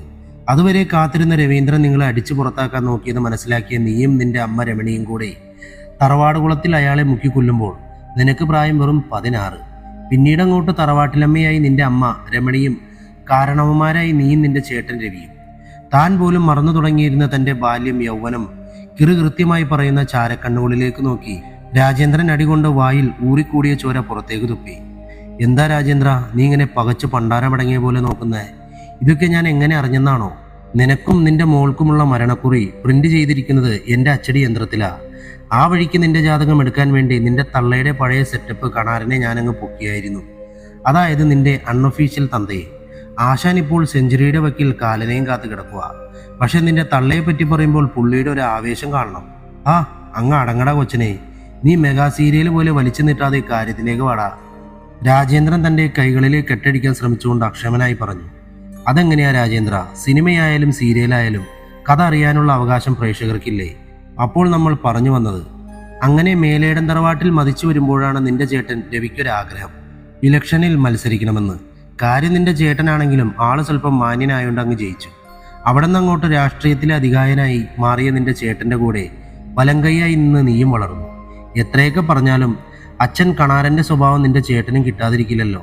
നിന്റെ സഹായിയായി കൂടെ ഉണ്ടായിരുന്ന അച്യുതന്റെ മോളെ തന്നെ കാര്യസാധ്യത്തിന് ഉപയോഗിച്ചിട്ട് ഒഴിവാക്കുമ്പോൾ അവളുടെ വയറ്റിൽ ഒരു കുട്ടിയുണ്ടെന്നുള്ള കാര്യം രവിക്ക് അറിയില്ലായിരുന്നു. 18 വർഷങ്ങൾക്ക് ശേഷം തൻ്റെ അച്ഛനെ, അതായത് നിന്റെ ചേട്ടൻ രവിയെ കാണാൻ വന്ന ആ പെൺകുട്ടിയെ നിനക്ക് ഓർമ്മയുണ്ടോ? ദേഷ്യത്തോട് ചോദിച്ചുകൊണ്ടവൻ തൻ്റെ കയ്യിലിരുന്ന റിമോട്ട് അമർത്തി. ഭിത്തിയിൽ ഘടിപ്പിച്ചിരുന്ന LCD സ്ക്രീനിലേക്ക് തെളിഞ്ഞു വന്ന രൂപം കണ്ട് ഞെട്ടലോടെ രാജേന്ദ്രൻ പുലമ്പി. അപർണ ദാസ്. അമീന്റെ ജീപ്പ്, അതിന്റെ പിറകെ നിരനിരയായി പോലീസ് ജീപ്പുകളും രാജേന്ദ്രന്റെ രുദ്ര എന്ന ബംഗ്ലാവിലേക്ക് കടന്നു വരുമ്പോൾ സമയം രാത്രി 12 കഴിഞ്ഞിട്ടും രവിയും മുതിർന്ന നേതാക്കളും ഉൾപ്പെടെ ധാരാളം പേർ അവിടെ കൂട്ടം കൂടി നിൽപ്പുണ്ടായിരുന്നു. പാഞ്ഞു വന്നു നിൽക്കുന്ന പോലീസ് ജീപ്പുകൾ കണ്ട് അവരെല്ലാവരും പ്രതീക്ഷയോടെ അടുത്തേക്ക് വന്നു. എന്തായി, രാജേന്ദ്രനെ കിട്ടിയോ? അമീനോടായിരുന്നു രവി ചോദിച്ചത്. സോറി സാർ, ഇതുവരെയും ഒരു ഇൻഫർമേഷനും കിട്ടിയിട്ടില്ല. പിന്നെന്തിനാണ് എല്ലാവരും കൂടി ചാടിത്തുള്ളി ഇങ്ങോട്ട് വന്നത്? രവിക്ക് പിറകിൽ നിന്ന പാർട്ടി സെക്രട്ടറി ഗോപി കലിയോടെ മുന്നിലേക്ക് വന്നു. ഒളിച്ചു കളിക്കാൻ വന്നതാ, നീ കൂടുന്നുണ്ടോട ചക്ക എന്ന് ചോദിച്ചുകൊണ്ട് അമീൻ അവൻ ഒരു വശത്തേക്ക് കൈകൊണ്ട് തള്ളി മാറ്റി. സാർ, ഞങ്ങൾ വന്നത് രുദ്രയെ കസ്റ്റഡിയിലെടുക്കാനാണ്. തൻ്റെ കയ്യിലിരുന്ന പേപ്പർ രവിക്ക് നേരെ നീട്ടിക്കൊണ്ട് അമീൻ പറഞ്ഞു. രുദ്രയെയോ? എന്തിന്? പേപ്പറിലേക്ക് കണ്ണോടിച്ചുകൊണ്ട് ചോദിച്ച രവിയോടായി അമീൻ മറുപടി പറയാൻ തുടങ്ങി. സാർ, 3 വർഷങ്ങൾക്ക് മുന്നേ കൊല്ലം ശ്രീധന്യ കോളേജിൽ പഠിച്ചിരുന്ന അപർണ ദാസ് എന്ന് പറയുന്ന പെൺകുട്ടിയെ ഹോസ്റ്റൽ മുറിക്കുള്ളിൽ ആത്മഹത്യ ചെയ്ത നിലയിൽ കണ്ടെത്തി. അതിന് ഏതാനും ദിവസങ്ങൾക്ക് മുന്നേ ഒരു ക്യാമ്പിൽ പങ്കെടുക്കുമ്പോൾ ആ കുട്ടിക്കെതിരെ ഒരു പീഡന ശ്രമം നടന്നിട്ടുള്ളതായി ഒരു കേസുണ്ടായിരുന്നു. അന്ന് അപർണയുടെ കൂടെ ക്യാമ്പിൽ പങ്കെടുത്തിരുന്ന രുദ്രയും ഇപ്പോൾ കൊല ചെയ്യപ്പെട്ട രീതിയിൽ കണ്ടെത്തിയ പെൺകുട്ടികളും ചേർന്ന് അപർണയെയും ആദി എന്ന മറ്റൊരു ചെറുപ്പക്കാരനെയും ചതിക്കുകയായിരുന്നു. അതിന് വ്യക്തമായ തെളിവുകൾ ഞങ്ങളുടെ കൈവശമുണ്ട്. അപർണ ആത്മഹത്യ ചെയ്തു, ആദി ജയിലിലേക്കുമായി. അപർണ അന്ന് ആത്മഹത്യ ചെയ്തതല്ല, കൊല ചെയ്യപ്പെട്ടതാണെന്ന് പോലീസിന് സംശയമുണ്ട്. 3 വർഷങ്ങൾക്ക് ശേഷം ജയിലിൽ നിന്നും പുറത്തിറങ്ങിയ ആദിയെ പിന്നെ ആരും ഇതുവരെ കണ്ടിട്ടില്ല. അതിനുശേഷമാണ് ഈ കൊലപാതക പരമ്പര ആരംഭിച്ചത്. ഇപ്പോൾ കാണാതെയായിരിക്കുന്ന രാജേന്ദ്രൻ സാറിനും അതുപോലെ മകൾ രുദ്രയ്ക്കും അപർണയുടെ കൊലപാതകത്തിലും പങ്കുള്ളതായി പോലീസിന് സംശയമുണ്ട്. സോ കൂടുതൽ ചോദ്യം ചെയ്യുന്നതിന്റെ ഭാഗമായി രുദ്രയെ കസ്റ്റഡിയിൽ എടുത്തേ മതിയാകും. പക്ഷെ ഇപ്പോൾ അച്ഛനെ കൂടി കാണാതെ പോയിരിക്കുന്ന ഈ സമയത്ത് ഈ അറസ്റ്റ് ഒഴിവാക്കാൻ പറ്റില്ല അമീൻ. തൻ്റെ കയ്യിലിരുന്ന രുദ്രയെ അറസ്റ്റ് ചെയ്യാനുള്ള പെർമിഷൻ ഓർഡർ തിരികെ നൽകിക്കൊണ്ട് വിറയാർന്ന സ്വരത്തിൽ അമീനോടായി രവി ചോദിച്ചു. സാർ, എനിക്ക് സിറ്റുവേഷൻ മനസ്സിലാകും. പക്ഷേ രാജേന്ദ്രൻ സാറിനെ രക്ഷിക്കുന്നതിനും രുദ്രയ്ക്കൊന്നും പറ്റാതെ നോക്കേണ്ടതിനും ഈ അറസ്റ്റ് അനിവാര്യമാണ്. രവിയുടെ അർദ്ധസമ്മതത്തോടെ രുദ്രയുടെ കയ്യിൽ വിലങ്ങണയിച്ചുകൊണ്ട് അമീനും സംഘവും തിരികെ മടങ്ങാനൊരുങ്ങുമ്പോൾ അവിടെ കൂടി നിന്നവരിൽ ഒരുവൻ ഇങ്ങനെ വിളിച്ചു പറഞ്ഞു. സാറേ, നിങ്ങളിതിന് വലിയ വില കൊടുക്കേണ്ടി വരും. ഞങ്ങളുടെ രാജേന്ദ്രൻ സാറൊന്ന് ഇങ്ങോട്ട് വരട്ടെ. നീയേ കണക്കൊക്കെ ശരിക്ക് കൂട്ടിയിട്ടേ ഗൂഗിൾ പേയിൽ ഒരു റിക്വസ്റ്റ് ഇട്ടാൽ മതി. ഞാനങ്ങ് അയച്ചു തന്നേക്കാടാ മോനെ. അവന് മറുപടി നൽകിക്കൊണ്ട് അമീനും സംഘവും രുദ്രനുമായി സ്റ്റേഷനിലേക്ക് പാഞ്ഞു. വർക്കല പോലീസ് സ്റ്റേഷനിലെ കോൺഫറൻസ് മുറിക്കുള്ളിൽ അമീനിനും ഷനോജിനും മുന്നിൽ ഇരിക്കുകയായിരുന്നു രുദ്ര. രുദ്ര, നേരെ കാര്യത്തിലേക്ക് വരാം. ആരാണ് അപർണ? എന്താണ് നിങ്ങളും അവളും തമ്മിലുള്ള ഇഷ്യൂ? മിസ്റ്റർ അമീർ മുഹമ്മദ്, നിങ്ങൾ ആരോടാണ് സംസാരിക്കുന്നതെന്ന് അറിയാമോ? അച്ഛനെ പിടിച്ചുകൊണ്ടുപോയ തക്കം നോക്കി എന്നെ പിടിച്ചുകൊണ്ടുവന്ന് വിരട്ടി പറയിപ്പിക്കാമെന്ന് നിങ്ങളുടെ ഉദ്ദേശമെങ്കിൽ അത് നടക്കില്ല. ഞാൻ രുദ്ര രാജേന്ദ്രൻ. പുന്നാര മോളെ, അച്ഛൻ ചാവാൻ വേണ്ടി ഒരുത്തൻ്റെ കയ്യിൽ കിടക്കുമ്പോഴും അവളുടെ ഒരു പ്രസംഗം. നിന്നെ രക്ഷിച്ചിട്ട് കിട്ടുന്ന പോലീസിന്റെ മെഡൽ വാങ്ങി നെഞ്ചത്ത് തൂക്കാനുള്ള ആഗ്രഹം കൊണ്ടല്ലടി ഈ കാക്കിക്കുപ്പായം നെഞ്ചത്തോട്ട് കയറ്റിയിടുമ്പോൾ ലോ ആൻഡ് ഓർഡർ സംരക്ഷിക്കേണ്ട ബാധ്യത ഉള്ളതുകൊണ്ട് മാത്രം നിനക്കൊരു അവസരം കൂടി തരുന്നു. മര്യാദക്കാണെങ്കിൽ മര്യാദക്ക്, അതല്ലെങ്കിൽ നിന്നെ കൊണ്ട് പറയിപ്പിക്കാൻ ഞങ്ങൾക്കറിയാം. അമീൻ അത്രയും പറഞ്ഞു കഴിഞ്ഞിട്ടും ഒന്നും മിണ്ടാതെ രുദ്ര ദൂരേക്ക് നോക്കിയിരുന്നു. ഇവള് മര്യാദയുടെ ഭാഷയിൽ ചോദിച്ചാൽ ഒന്നും പറയില്ലെന്ന് തോന്നുന്നു ഷനോജ്. അമീൻ ഷനോജിനെ നോക്കി പറഞ്ഞു. അതൊരു ആജ്ഞയായിരുന്നു. ഷനോജിന്റെ കണ്ണുകൾ സിവിൽ പോലീസ് ഓഫീസർ വിഷ്ണുപ്രിയയുടെ നേരെ നീണ്ടതും വിഷ്ണുപ്രിയയുടെ ബൂട്ടണിഞ്ഞ കാലുകൾ രുദ്രയുടെ അടിവയറ് ലക്ഷ്യമാക്കി ആഞ്ഞു തൊഴിച്ചതും ഒരുമിച്ചായിരുന്നു. കസാരയോടെ മറഞ്ഞു വീണ രുദ്രയെ സന്ദീപും പ്രണവും കൂടി പിടിച്ചെഴുന്നേൽപ്പിച്ചു. രുദ്രയുടെ മുന്നിലേക്ക് വന്ന വിഷ്ണുപ്രിയയുടെ കൈകൾ മാറി മാറി അവളുടെ ചെകിട്ടിലേക്ക് ആഞ്ഞു പതിച്ചു. അടികൊണ്ട് കുനിഞ്ഞ രുദ്രയെ വിഷ്ണുപ്രിയയും ലക്ഷ്മിയും ചേർന്ന് ഭിത്തിയിലേക്ക് ചാരി നിർത്തി മുട്ടുകാലുകൊണ്ട് വയറിലേക്ക് ആഞ്ഞടിച്ചു. അമ്മേ! ഒരു ആർത്തനാദത്തോടെ തറയിലേക്ക് വീണ രുദ്രയുടെ മുടിയിൽ കുത്തിപ്പിടിച്ച് മുകളിലേക്ക് ഉയർത്തിയ വിഷ്ണുപ്രിയ അവളെ ഭിത്തിയോട് ചേർത്ത് നിർത്തി കഴുത്തിലേക്ക് കൈകൾ അമർത്തിയപ്പോൾ ശ്വാസം കിട്ടാതെ പിടഞ്ഞ രുദ്ര ഞാൻ പറയാമെന്ന് ആർത്തു വിളിച്ചു. രുദ്രയെ അവർ വീണ്ടും പൊക്കി കസാരയിലേക്ക് ഇരുത്തി. വല്ല ആവശ്യമുണ്ടായിരുന്നോ? മര്യാദക്ക് ആദ്യമേ പറഞ്ഞിരുന്നെങ്കിൽ ഇങ്ങനെ കിടന്ന് ഇടികൊള്ളേണ്ടി വരുമായിരുന്നോ? ഇനി പറ, ആരാ പറഞ്ഞ? എന്താ ഇഷ്യൂ? മുന്നിലിരുന്ന ജഗ്ഗിൽ നിന്നും മടമടാന്ന് വെള്ളം കുടിച്ചുകൊണ്ട് അവൾ അമീനിന്റെയും ഷനോജിന്റെയും ചോദ്യങ്ങൾക്ക് ഓരോന്നായി ഉത്തരം നൽകി. സിനിമാ കഥകളിൽ മാത്രം കാണുന്ന കൊടും ക്രൂരതയുടെ ചുരുളുകൾ അവൾ നിവർത്തുമ്പോൾ അവിടെ കൂടിയിരുന്ന അമീൻ ഉൾപ്പെടെയുള്ള ഓരോരുത്തരും ഞെട്ടിപ്പകച്ചു നിൽക്കുകയാണ്. എല്ലാം തുറന്നു പറഞ്ഞ് തല കുമ്പിട്ടിരിക്കുന്ന രുദ്രയുടെ മുന്നിലേക്ക് അമീൻ നടന്നു വന്നു. നീ ഒരു പെണ്ണാണോടി? നിനക്കറിയാമോ ശരിക്കുള്ള പെണ്ണെന്താണെന്ന്? കണ്ണിൽ കരുണയുള്ളവളാണടി ശരിക്കും പെണ്ണ്. മുന്നിൽ ഒരാൾക്ക് വേദനിക്കുമ്പോൾ അവളുടെ ഉള്ളുരുകണം. പറഞ്ഞു തീർന്നതും അവന്റെ കൈ അവളുടെ മുഖത്തേക്ക് ആഞ്ഞു പതിച്ചതും ഒരുമിച്ചായിരുന്നു. ഷനോജ്, ഇവളിവിടെ ഇരിക്കട്ടെ. 2-3 പേർ ഇവളുടെ കൂടെ ഇവിടെ നിന്നാ മതി. ബാക്കിയുള്ളവർ റെഡിയായി നിൽക്കണം. സംശയത്തോടെ തന്നെ നോക്കുന്ന ഷനോജിനെ കണ്ടിട്ടാകാം അമീൻ ബാക്കി കൂടി പറഞ്ഞു. യൂബർ ഡ്രൈവർ കിഷോർ പറഞ്ഞ് റീത്ത് വരച്ച ചിത്രത്തിൽ കണ്ട ഈ മരണപരമ്പരയുടെ പിറകിലെ ചാരക്കണ്ണുകളുടെ അരികിലേക്ക് ഇന്ന് തന്നെ നമുക്ക് പോകേണ്ടി വരും. ദൃഢനിശ്ചയത്തോടെ പറഞ്ഞിട്ട് അമീൻ മൊബൈലെടുത്ത് സൗമ്യയെ വിളിക്കാൻ തുടങ്ങി. രാത്രി വളരെ വൈകിട്ടും കേസിന്റെ ഇമ്പോർട്ടൻസ് മനസ്സിലാക്കിയ സൗമ്യയും സംഘവും അപ്പോഴും ഓഫീസിൽ തന്നെ ഉണ്ടായിരുന്നു. സാർ, ഞങ്ങൾ ഡീറ്റെയിൽസ് എടുത്തുകൊണ്ടിരിക്കുകയാണ്. ഒന്നിലധികം സ്ഥലങ്ങളിൽ ഇയാൾ പലതവണ വന്നിട്ടുള്ളതിനാൽ അതിൽ നിന്നും ഏറ്റവും പ്രധാനപ്പെട്ട ഒരു സ്ഥലം കണ്ടെത്തുന്നതിന് വേണ്ടി ടവർ ലൊക്കേഷൻ വെച്ച് ഡീറ്റെയിൽസ് സോർട്ട് ചെയ്യുകയാണ്. വിത്തിൻ 1 അവർ ഞങ്ങൾ ഡീറ്റെയിൽസ് സാറിന് തരാം. ഓക്കെ സൗമ്യ, വേഗമാകട്ടെ. പറഞ്ഞു കഴിഞ്ഞിട്ട് സ്റ്റേഷനിലെ തന്റെ മുറിയിലെ കസാരയിലേക്ക് വീണ അമീനിന്റെ കൈകളിൽ ലിറ്റിൽ ഫ്ലവർ ഓർഫനേജിലെ അന്തേവാസികളുടെ രജിസ്റ്റർ ഇരിപ്പുണ്ടായിരുന്നു. അതേസമയം സ്റ്റേഷന്റെ പിറകുവശത്തുള്ള വഴിയിലൂടെ അമീനിന്റെ ക്വാർട്ടേഴ്സിന് നേരെ പോലീസ് വേഷം ധരിച്ചൊരാൾ പൂച്ചയെ പോലെ പമ്മി നടക്കുന്നുണ്ടായിരുന്നു. അധികം അകലെയല്ലാതെ കാണുന്ന പോലീസ് ക്വാർട്ടേഴ്സിന്റെ ഉള്ളിൽ അമീന്റെ ഭാര്യ നാസു സുഖമായി ഉറങ്ങുകയാണ്. സ്റ്റേഷനിൽ നിന്നും ഏകദേശം 700 മീറ്റർ മാത്രം ദൂരത്തിലാണ് പോലീസ് ക്വാർട്ടേഴ്സുകൾ സ്ഥിതി ചെയ്യുന്നത്. 2 ക്വാർട്ടേഴ്സുകൾ ഉള്ളതിനാൽ ഒരെണ്ണം SIക്കും മറ്റൊരെണ്ണം CIക്കുമാണ്. ഷനോജ് സ്റ്റേഷനിൽ നിന്ന് മാറി വാടകയ്ക്ക് വീടെടുത്ത് താമസിക്കുന്നതിനാൽ SIക്കുള്ള ക്വാർട്ടേഴ്സ് ഇപ്പോൾ അടഞ്ഞു കിടക്കുകയാണ്. CI ഇല്ലാത്തതിനാൽ അമീൻ മുഹമ്മദിന് CIയുടെ ക്വാർട്ടേഴ്സാണ് അലോട്ട് ചെയ്തിരിക്കുന്നത്. കുറച്ചു ദൂരം കൂടി നടന്നിട്ട് അയാൾ പിറകിലേക്കൊന്ന് തിരിഞ്ഞു നോക്കി. കുറച്ചു ദൂരെയായി സ്റ്റേഷൻ കാണാം. ചുറ്റുപാടും ഒന്ന് ശ്രദ്ധിച്ചിട്ട് അയാൾ അമീൻ മുഹമ്മദിന്റെ ക്വാർട്ടേഴ്സിന്റെ കോമ്പൗണ്ടിന്റെ ഉള്ളിലേക്ക് കയറി. മുന്നിലൊരു ലൈറ്റ് തെളിഞ്ഞു കിടപ്പുണ്ട്. പതിയെ അയാൾ ഇടതുവശത്തേക്ക് നടന്നു. 2 ചുവടുകൾ മുന്നിലേക്ക് വെച്ചിട്ടവൻ മുന്നിൽ കണ്ട ജനലിലൂടെ അകത്തേക്ക് നോക്കി. കർട്ടൻ വിരിച്ചിട്ടുണ്ടെങ്കിലും ഫാനിന്റെ കാറ്റിൽ പാറിപ്പറക്കുന്ന കർട്ടന്റെ ഇടയിലൂടെ റൂമിന്റെ ഉൾവശം വ്യക്തമായി കാണാം. 0 വാട്ട് ബൾബിന്റെ അരണ്ട വെളിച്ചത്തിൽ ജനലിന്റെ അഭിമുഖമായി കിടന്നുറങ്ങുന്ന നാസുവിന്റെ മുടിയിഴകൾ ഫാനിന്റെ കാറ്റിൽ പാറിപ്പറക്കുന്നുണ്ട്. ഒരിക്കൽ കൂടി ചുറ്റുപാടുകൾ ശ്രദ്ധിച്ചുകൊണ്ടവൻ തന്റെ പോക്കറ്റിന്റെ ഉള്ളിൽ നിന്നും സോപ്പ് പെട്ടിയുടെ വലിപ്പമുള്ള ഒരു ഇലക്ട്രോണിക് ഉപകരണം എടുത്ത് സെറ്റ് ചെയ്യാൻ തുടങ്ങി. സെറ്റ് ചെയ്ത് കഴിഞ്ഞ ഇലക്ട്രോണിക് ഉപകരണം ജനലിന്റെ പുറത്തേക്ക് തള്ളി നിൽക്കുന്ന ഭിത്തിക്ക് സമീപം വെച്ചിട്ടവൻ ഒരിക്കൽ കൂടി റൂമിന്റെ ഉള്ളിലേക്ക് നോക്കി. സോറി പെങ്ങളെ, വേറെ വഴിയില്ലാത്തത് കൊണ്ട് മാത്രമാണ്. നാസുവിനെ നോക്കി പിറുപിറുത്തുകൊണ്ടവൻ പതിയെ പിന്തിരിഞ്ഞ് നടക്കാൻ തുടങ്ങി. അമീൻ മേശമേൽ ഇരുന്ന ബെല്ലിലേക്ക് വിരലമർത്തി. സാർ. ഹാഫ് ഡോർ തുറന്ന് രാമേട്ടൻ കയറി വന്നു. രാമേട്ട, ചായ എന്തെങ്കിലും കിട്ടാൻ വഴിയുണ്ടോ? ഇലക്ട്രിക് കെറ്റിൽ ഇരിപ്പുണ്ട്, നമുക്കുണ്ടാക്കാം സാർ. ആണോ? വാ, ഞാനുമുണ്ട്. അമീൻ സീറ്റിൽ നിന്നും എഴുന്നേറ്റ് പുറത്തേക്ക് വന്നു. പഴയൊരു വീടാണ് പോലീസ് സ്റ്റേഷനാക്കി മാറ്റിയത്. അടുക്കള ഇപ്പോഴും അതേപടി നിലനിർത്തിയിട്ടുണ്ട്. അവിടെ ഇരുന്നാണ് എല്ലാവരും ഉച്ചയ്ക്ക് ആഹാരം കഴിക്കുന്നത്. രാമേട്ടനോടൊപ്പം അമീനും വിഷ്ണുപ്രിയയും ലക്ഷ്മിയും അങ്ങോട്ട് വന്നു. വിഷ്ണുപ്രിയ കെറ്റിലിൽ വെള്ളം നിറച്ച് പ്ലഗിലേക്ക് കണക്ട് ചെയ്തു. ഷനോജ് എന്തേ രാമേട്ട? പുറത്തുനിന്ന് ഫോൺ ചെയ്യുന്നുണ്ടായിരുന്നു, ഇപ്പോൾ നോക്കിയപ്പോൾ കണ്ടില്ല. രാമേട്ടൻ ഇനി എത്ര നാൾ കൂടി ഉണ്ട് സർവീസിൽ? 3 മാസം കൂടി ഉണ്ട് സാർ. പോകുന്നതിന് മുന്നേ സാറിൻ്റെ കൂടെ വർക്ക് ചെയ്യാൻ കഴിഞ്ഞു, അതോർക്കുമ്പോൾ സന്തോഷമുണ്ട്. അതെന്താ രാമേട്ട, ഞാനെന്താ സൂപ്പർ ഹീറോയാണോ? വിഷ്ണുപ്രിയ ഗ്ലാസ്സിലേക്ക് പകർന്നു വെച്ച കട്ടനെടുത്ത് ഊതി കുടിച്ചുകൊണ്ട് ചെറുചിരിയോടെ അമീൻ ചോദിച്ചു. ഞങ്ങളെപ്പോലുള്ളവർക്ക് സാറ് ഹീറോയാണ്. വലിപ്പ ചെറുപ്പം കൂടാതെ ഞങ്ങളെയൊക്കെ ഒരേപോലെ കാണാനുള്ള മനസ്സുണ്ടല്ലോ. വേറെ ചിലരുണ്ട് എന്നും തെറിവിളി മാത്രമേ ഉള്ളൂ. അങ്ങനെയൊന്നും കരുതണ്ട രാമേട്ട. അവർ അനുഭവിക്കുന്ന പ്രഷറും കാര്യങ്ങളും കൊണ്ട് അങ്ങനെയൊക്കെ പെരുമാറേണ്ടി വരുന്നു. എല്ലാം പോസിറ്റീവായി കണ്ടാൽ മതി, ഒരു പ്രശ്നവും ഉണ്ടാകില്ലെന്നേ. രാമേട്ടൻ്റെ അരികിലേക്ക് വന്ന് തോളിൽ കൈവച്ചുകൊണ്ട് അമീൻ പറഞ്ഞു.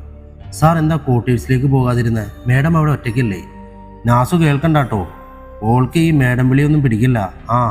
നിങ്ങൾക്ക് അവളെ പരിചയപ്പെടുത്താനുള്ള സമയം കിട്ടിയിട്ടില്ല. ഞാനിവിടുന്ന് പോകുന്നതിന് മുന്നേ ഒരു ദിവസം നമുക്കൊന്ന് കൂടാൻ കേട്ടോ. ഒരു ഹാപ്പി ന്യൂസ് കൂടിയുണ്ട്, ഷീസ് പ്രഗ്നന്റ്. Congrat sir. പക്ഷേ നാസുത്തായി ഈ അവസ്ഥയിൽ അവിടെ തനിച്ചാക്കേണ്ടിയിരുന്നില്ല. പിറകിൽ നിന്നും വിഷ്ണുപ്രിയയുടെ സ്വരം കേട്ട് അമീൻ പതിയെ തിരിഞ്ഞു. ഏയ്, നാസു തനിച്ചല്ലാട്ടോ, കാര്യം അറിഞ്ഞിട്ട് എൻ്റെ ഉമ്മ വന്നിട്ടുണ്ട്. അവരുടെ സംസാരം കേട്ടുകൊണ്ട് കയറി വന്ന് ഗ്ലാസ്സിൽ പകർന്നു വെച്ചിരുന്ന ചായയിൽ ഒരെണ്ണം എടുക്കുമ്പോൾ അവൻ്റെ കണ്ണുകൾ അറിയാതെ നിറയുന്നുണ്ടായിരുന്നു. ഇല്ല, മാർഗമല്ല, ലക്ഷ്യമാണ് പ്രധാനം. മനസ്സിനെ പറഞ്ഞ് വിശ്വസിപ്പിച്ചുകൊണ്ടവൻ ചായ ഗ്ലാസ് മെല്ലെ ചുണ്ടോട് ചേർത്തു. ഏകദേശം പുലർച്ചയോടുകൂടിയാണ് സൈബർ സെല്ലിൽ നിന്നും സൗമ്യയുടെ കോൾ അമീനിന് വരുന്നത്. കസാരയിൽ ചാരിയിരുന്ന് മയങ്ങുകയായിരുന്ന അമീൻ പെട്ടെന്ന് തന്നെ ഫോൺ എടുത്തു. ഹലോ സൗമ്യ സാർ, ഒരു അർജന്റ് മെസ്സേജ്. ആ മൊബൈൽ നമ്പർ ഇപ്പോൾ ഓണായിട്ടുണ്ട്. സൗമ്യ, നമ്പറിന്റെ കറണ്ട് ലൊക്കേഷൻ പറയൂ. സാർ, വർക്കലയിൽ നിന്നും കൊല്ലത്തേക്ക് പോകുന്ന വഴിയിൽ മൂന്നുമുക്കിന് സമീപമുള്ള ടവറിന്റെ പരിധിയിലാണ് മൊബൈൽ ഇപ്പോൾ ഓണായിരിക്കുന്നത്. മുന്നും പലതവണ ഇതേ ലൊക്കേഷനിൽ ഈ നമ്പർ ഓണായിരിക്കുന്നതായി കാണിക്കുന്നുണ്ട്. Good work Soumya. Exact location എൻ്റെ നമ്പറിലേക്ക് വാട്സപ്പ് ചെയ്യൂ. ഞങ്ങൾ അങ്ങോട്ടേക്ക് പോവുകയാണ്. സൗമ്യ ഈ നമ്പർ നിരീക്ഷിച്ചുകൊണ്ടിരിക്കണം. എന്തുണ്ടെങ്കിലും അപ്പോൾ അപ്ഡേറ്റ് ചെയ്യണം. Okay sir. സൗമ്യയുടെ കോള് കട്ട് ചെയ്യാതെ ബ്ലൂടൂത്ത് ഹെഡ്സെറ്റിലേക്ക് കണക്ട് ചെയ്തുകൊണ്ട് അമീൻ പുറത്തേക്ക് ഇറങ്ങി. Team get ready. ഇത്രയും നാൾ നമ്മുടെ ഉറക്കം നഷ്ടപ്പെടുത്തിയ കില്ലറിന്റെ അരികിലേക്ക് നമ്മൾ പോവുകയാണ്. രാമേട്ടനും ജിതിനും വിഷ്ണുപ്രിയയും ലക്ഷ്മിയും ഒക്കെയുള്ളവർ നിമിഷ നേരം കൊണ്ട് തന്നെ റെഡിയായി ജീപ്പിലേക്ക് കയറി. അമീന്റെ ജീപ്പിൽ അമീനെ കൂടാതെ ഷനോജും സന്ദീപും മറ്റ് 2 പോലീസുകാരും, പിറകിൽ മറ്റൊരു ജീപ്പിൽ സ്റ്റേഷനിലെ ബാക്കിയുള്ള പോലീസുകാരും.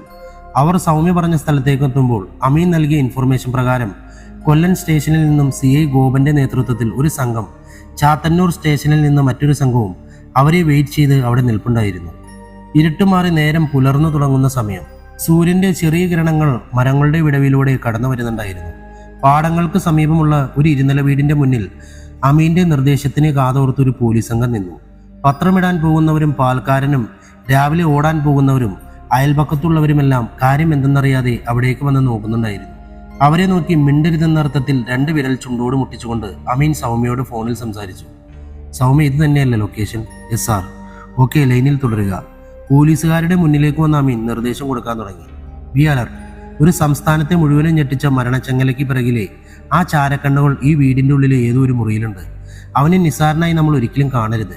ഈ ഓപ്പറേഷൻ തീരുന്നതുവരെ ഒരാളും ഫോൺ ഉപയോഗിക്കാൻ പാടില്ല. അവനെ പിടികൂടുമെന്ന് നിർബന്ധമുള്ളതുപോലെ തന്നെ ഈ ഓപ്പറേഷനിൽ പങ്കെടുക്കുന്ന ഒരാൾക്കും ഒരു അപകടവും സംഭവിക്കരുതെന്ന് എനിക്ക് നിർബന്ധമുണ്ട്. So be careful. Yes sir. അമീനിന്റെ നിർദ്ദേശം പാലിച്ചുകൊണ്ട് ഷനോജിന്റെ നേതൃത്വത്തിൽ ഒരു സംഘവും കൊല്ലം CI ഗോപനും സംഘവും വീടിന്റെ ഇരുവശങ്ങളിലേക്ക് പിറകിലേക്ക് പോയി. ഓക്കെ, 3, 1, 2, 1. മുൻവാതിൽ തകർത്തുകൊണ്ട് അമീൻ വീടിന്റെ ഉള്ളിലേക്ക് പ്രവേശിച്ചു. അമീനും സംഘവും ആ വീട് മുഴുവനും മരിച്ചു പിറക്കിയെങ്കിലും അവർക്കൊന്നും തന്നെ കണ്ടെത്താനായില്ല. സൗമ്യ, നിങ്ങൾ പറഞ്ഞത് കറക്റ്റ് തന്നെയല്ലേ? ഈ ലൊക്കേഷനിൽ തന്നെയല്ലേ? ബ്ലൂടൂത്ത് ഹെഡ്സെറ്റിലൂടെ അമീൻ സൗമ്യയോട് ചോദിച്ചു. യെസ് സാർ, ഇപ്പോഴും അതേ ലൊക്കേഷൻ തന്നെയുണ്ട്. ഒന്നുകൂടി ചെക്ക് ചെയ്യൂ. Come on quick. അതെ സാർ, ഇപ്പോഴും അവിടെ തന്നെയാണ്. ബട്ട് ഇവിടെ ഒരാളും ഇല്ലല്ലോ സൗമ്യ. ദേഷ്യം നിയന്ത്രിക്കാനാകാതെ അമീൻ മുഷ്ടി ചുരുട്ടി ഹാളിലെ ഭിത്തിയിലേക്ക് ആഞ്ഞടിച്ചു. Sir, 1 minute. ലൊക്കേഷൻ കറക്റ്റാണ്. ബട്ട് എന്താണ്? പറയൂ സൗമ്യ. സാർ, നോർമൽ ഗ്രൗണ്ട് ലെവലിൽ നിന്നും ഏകദേശം 100 മീറ്ററിലധികം താഴെയാണ് മൊബൈലിന്റെ സിഗ്നൽ ഫ്രീക്വൻസി കാണിക്കുന്നത്. വാട്ട്? സാർ, ഒരുപക്ഷെ ആ വീടിന് അണ്ടർഗ്രൗണ്ട് ഫെസിലിറ്റി ഉണ്ടായിരിക്കണം. സൗമ്യയിൽ നിന്നും മറുപടി കിട്ടിയ ഉടനെ അമീനും സംഘവും വീടിന്റെ ഉള്ളിലും പുറത്തും അങ്ങനെ ഒരു സംവിധാനം ഉണ്ടോ എന്ന് പരിശോധിക്കാൻ തുടങ്ങി. ഏറ്റവും അവസാനം കാർ പോർച്ചിന്റെ ഉള്ളിൽ കൃത്യം മധ്യഭാഗത്തായി കണ്ട ലോഹപ്പാളികൾ തകർത്തപ്പോൾ പ്രത്യക്ഷമായ തറ നിരപ്പിനോട് ചേർന്ന് ഹിഡൻ എലിവേറ്റർ കണ്ട അമീനും സംഘവും ഞെട്ടി പരസ്പരം നോക്കി. മറ്റൊരാൾക്കും മനസ്സിലാക്കാത്ത രീതിയിൽ ഷോപ്പിംഗ് മാളുകളിലും ആശുപത്രിയിലുമൊക്കെ വാഹനങ്ങൾ അണ്ടർഗ്രൗണ്ടിലേക്ക് പാർക്ക് ചെയ്യാൻ ഉപയോഗിക്കുന്ന തരത്തിലുള്ള ഒരു എലവേറ്റർ പോർച്ചിന്റെ ഉള്ളിൽ സെറ്റ് ചെയ്തിരിക്കുന്നു. അമീനും സംഘവും എലവേറ്ററിലേക്ക് കയറി നിന്ന് ബട്ടണിൽ വിരലമർത്തിയതും അത് താഴേക്ക് പോകാൻ തുടങ്ങി. താഴേക്ക് വന്നു നിൽക്കുന്ന എലവേറ്ററിൽ നിന്നും തനിക്ക് നേരെ തോക്കു ചൂണ്ടി പാഞ്ഞെടുക്കുന്ന അമീനെ കണ്ണുകൾ ഉയർത്തിയൊന്ന് നോക്കിയ ശേഷം മേശയിൽ കിടത്തിയിരിക്കുന്ന രാജേന്ദ്രന്റെ കൈവിരലുകൾക്ക് മുകളിൽ അവൻ തൻ്റെ കയ്യിലിരുന്ന നീളമുള്ള ആണി അടിച്ചു താഴ്ത്താൻ തുടങ്ങി. മുറിയുടെ മധ്യത്തായി ഇട്ടിരിക്കുന്ന തടിയുടെ ടേബിളിൽ പൂർണ്ണ നഗ്നനായി മുള്ളുവേലികൾ കൊണ്ട് ചുറ്റിയ രീതിയിൽ രാജേന്ദ്രനെ കിടത്തിയിരിക്കുകയാണ്. മേശയിലേക്ക് ചേർത്ത് വെച്ചിരിക്കുന്ന അവൻ്റെ ഇടത് കൈയിലേക്ക് തറഞ്ഞു കയറിയ നീളമുള്ള ആണിയുടെ കൂർത്ത ഭാഗം മേശ തുളഞ്ഞ് താഴേക്ക് തള്ളി നിൽപ്പുണ്ട്. അമീൻ പാഞ്ഞെടുക്കുന്നത് വകവയ്ക്കാതെ തൻ്റെ കയ്യിലിരിക്കുന്ന ആണി രാജേന്ദ്രൻ്റെ വലത് കൈപ്പത്തിയിലേക്ക് അവൻ ആഞ്ഞടിച്ചുകൊണ്ടേയിരുന്നു. അർദ്ധബോധാവസ്ഥയിലും രാജേന്ദ്രനിൽ നിന്നും ചെറിയ ഞെരുക്കങ്ങൾ ഉയർന്നു കേൾക്കുന്നുണ്ടായിരുന്നു. Aryan stop, I will shoot you. പതിയെ മുഖമുയർത്തിയ ആര്യൻ അവൻ്റെ ചാരക്കണ്ണുകളിലൊന്ന് ഇറുക്കിയടച്ചു പിടിച്ചുകൊണ്ട് ഇരു കരങ്ങളും ഉയർത്തി അമീന് നേരെ നടന്നു വന്നു. വരണം വരണം മിസ്റ്റർ ഹമീൻ മുഹമ്മദ്. ആര്യൻ്റെ മോർച്ചറി മുറിയിലേക്ക് പോലീസിൻ്റെ സിംഗക്കുട്ടിക്ക് സ്വാഗതം. പറഞ്ഞു തീരുമ്പോൾ തന്നെ പാഞ്ഞു വന്ന അമീൻ്റെ ചുരുട്ടിയ മുഷ്ടിയിൽ നിന്നും നിമിഷ നേരം കൊണ്ട് ഒഴിഞ്ഞു മാറിയ ആര്യൻ രണ്ടടി പിറകിലേക്ക് മാറി നിന്നു. അമീൻ, എനിക്ക് നേരെ കൈകൾ ഉയർത്തുന്നതിന് മുന്നേ നിന്റെ പ്രിയപ്പെട്ടവളുടെ അവസ്ഥ എന്താണെന്ന് അറിയേണ്ടത് നിനക്ക്. ഒരു നിമിഷം സ്തബ്ധനായി നിന്ന അമീനെ നോക്കി പുഞ്ചിരിച്ചുകൊണ്ട് ആര്യൻ തുടർന്നു. വേറെ നിവൃത്തിയില്ലാത്തതുകൊണ്ടാ, പിന്നെ ലക്ഷ്യമല്ലല്ലോ മാർഗമല്ലേ പ്രധാനം. അതുകൊണ്ട് മാത്രം എനിക്ക് നിന്റെ പ്രിയപ്പെട്ട നാസൂനെ പൊക്കേണ്ടി വന്നു. You bloody cheat. വീണ്ടും തനിക്ക് നേരെ തോക്കു ചൂണ്ടി നടന്നിറക്കുന്ന അമീനെ നോക്കിക്കൊണ്ട് ആര്യൻ പറഞ്ഞു. ആ ബഹളം കൂട്ടാതെ നാസൂൻ്റെ ഫോണിലേക്കൊന്ന് വിളിച്ചു നോക്ക് സാറേ. ഒരു കൈയിൽ തോക്ക് പിടിച്ചുകൊണ്ട് അമീൻ പോക്കറ്റിൽ നിന്നും മൊബൈലെടുത്ത് നാസൂനെ ഡയൽ ചെയ്തു. റിംഗ് പോകുന്നില്ല. ബീപ്പ് സൗണ്ട് കേട്ട് ഡിസ്കണക്റ്റ് ആവുന്നതേ ഉള്ളൂ. 2 തവണ ശ്രമിച്ചിട്ടും പരാജയപ്പെട്ട അമീൻ ഉള്ളിലെ ആന്തൽ പുറത്ത് കാണിക്കാതെ ഉമ്മയുടെ നമ്പർ ഡയൽ ചെയ്തു. ഇല്ല, ഉമ്മയെയും കിട്ടുന്നില്ല. നിസ്സഹായനായി നോക്കിയ അമീനോടായി ആര്യം പറഞ്ഞു. സാറിനോട് എനിക്ക് വിരോധമൊന്നുമില്ല, നാസൂനെ ഉപദ്രവിക്കണമെന്നൊരാഗ്രഹവുമില്ല. പക്ഷെ എനിക്കെൻ്റെ ലക്ഷ്യം പൂർത്തീകരിച്ചേ മതിയാകൂ. ഞാൻ കൊന്നതൊന്നും യാതൊരു തെറ്റും ചെയ്യാത്ത പാവങ്ങളെയല്ല എന്ന് സാറിനറിയാമല്ലോ. ഇനി 2 പേർ കൂടിയേ ബാക്കിയുള്ളൂ, രാജേന്ദ്രനും രുദ്രയും. രാജേന്ദ്രൻ ഓൾറെഡി പാതി വഴിയിലായി, ഇനി രുദ്ര. ഒരു നിമിഷം നിർത്തി ആര്യൻ്റെ തിളങ്ങുന്ന ചാരക്കണ്ണുകളിലേക്ക് അമീൻ നോക്കി. അവിടെ കണ്ട മരണത്തെ പോലും ഭയപ്പെടുത്തുന്ന തരത്തിലെ നിസ്സംഗത അവനെ തെല്ലൊന്നുമല്ല അത്ഭുതപ്പെടുത്തിയത്. ഞാൻ രുദ്രയിലേക്ക് എത്തുമെന്ന് മനസ്സിലാക്കിയ സാർ അവളെ അതിമനോഹരമായി രക്ഷിച്ചുകൊണ്ടുപോയി സ്റ്റേഷനിലേക്ക് ഇരുത്തി. അവൾ കൂടിയില്ലാതെ എൻ്റെ ലക്ഷ്യം പൂർത്തിയാകില്ല സാർ. സോ ഒരൊറ്റ കണ്ടീഷൻ, വിലപേശലിനൊന്നും എനിക്ക് താല്പര്യമില്ല, സമയവുമില്ല. നാസൂനൊന്നും സംഭവിക്കാതിരിക്കണമെങ്കിൽ എത്രയും പെട്ടെന്ന് സ്റ്റേഷനിൽ വിളിച്ച് രുദ്രയെ ഇവിടേക്ക് കൊണ്ടുവരാൻ പറയണം. നോ. അലറിക്കൊണ്ട് തൻ്റെ നേരെ വീണ്ടും തൂക്കു ചൂണ്ടി അമീനോടായി അവൻ വീണ്ടും പറഞ്ഞു. സാറേ, ഞാൻ പറഞ്ഞു കഴിഞ്ഞു, എനിക്ക് വിലപേശലിന് താല്പര്യമില്ല. പണത്തിനും പദവിക്കും വേണ്ടി എന്തു ക്രൂരതയും കാണിക്കാൻ മടിക്കാത്ത രുദ്രയെ വേണോ, എല്ലാവരെയും ഉപേക്ഷിച്ച് നിങ്ങളെ വിശ്വസിച്ചിറങ്ങി വന്ന നാസൂനെ വേണോ? ചോയ്സ് നിങ്ങളുടേതാണ്. ഒരു നിമിഷം അമീൻ്റെ കണ്ണുകളിൽ നാസുവിൻ്റെ രൂപം തെളിഞ്ഞു വന്നു. തോക്ക് താഴ്ത്തിക്കൊണ്ടവൻ സ്റ്റേഷനിലേക്ക് വിളിച്ച് രുദ്രയെ അങ്ങോട്ടേക്ക് കൊണ്ടുവരാൻ നിർദ്ദേശം നൽകി. തല കുനിച്ചു നിൽക്കുന്ന അമീനെ നോക്കി ആര്യം പറഞ്ഞു. ഇപ്പോൾ പരാജയപ്പെട്ടതോർത്ത് സാർ വിഷമിക്കണ്ട. മനുഷ്യൻ ഇങ്ങനെയാണ്. ജീവിതത്തിൽ എന്തൊക്കെ മൂല്യങ്ങൾ ഉയർത്തിപ്പിടിച്ചാലും സ്നേഹമെന്ന വികാരത്തിന് മുന്നിൽ മൂല്യങ്ങളെയൊക്കെ മറക്കേണ്ടി വരും. അവിടെ നമ്മൾ പരാജയപ്പെടും. ആ, പറഞ്ഞു ബോറടിപ്പിക്കുന്നില്ല ഞാൻ. ഈ കഥയ്ക്ക് പിന്നിലെ ഫ്ലാഷ് ബാക്ക് നിങ്ങൾ ഓരോരുത്തരും കാത്തു നിൽക്കുകയാണെന്നറിയാം. രുദ്ര ഇവിടെ എത്താൻ ഇനിയും 1/4 മണിക്കൂർ എടുക്കും. അപ്പോഴേക്കും നമുക്ക് ആ കഥയങ്ങ് പറഞ്ഞാലോ? കഥ കേൾക്കാമെന്നുള്ള ഭാവത്തിൽ ആര്യൻ്റെ കണ്ണുകളിലേക്ക് നോക്കി അമീനും സംഘത്തിനും മുന്നിലേക്ക് ഇരുളിൽ നിന്നും ഒരു വീൽ ചെയർ ഉരുണ്ടുവന്നു. ആര്യൻ്റെ വശത്തായി വന്നു നിന്ന ആ വീൽ ചെയറിലേക്ക് നോക്കി അവർ പിറുപിറുത്തു. ആദികേശ്. മനസ്സിലായോ സാറേ? ഡെത്ത് ചെയിൻ മരണപരമ്പരയുടെ പിറകിലെ കറുത്ത കരങ്ങളെന്ന് നിങ്ങൾ വിശേഷിപ്പിച്ച പത്രസമ്മേളനം നടത്തിയ ആദിയാണ്. എണീറ്റ് നടക്കാൻ കൂടി കഴിയാത്ത ആദി എങ്ങനെയാണ് സാറേ ആളുകളെ കൊല്ലുന്നത്, എന്നിട്ട് കൊണ്ടുവന്ന് കെട്ടിത്തൂക്കിയിടുന്നത്? പറഞ്ഞുകൊണ്ട് കയ്യിലൊരു തുണി സഞ്ചിയുമായി തങ്ങളുടെ അടുത്തേക്ക് നടന്നു വരുന്ന ആര്യനെ നോക്കി അമീനും സംഘവും പകച്ചു നിന്നു.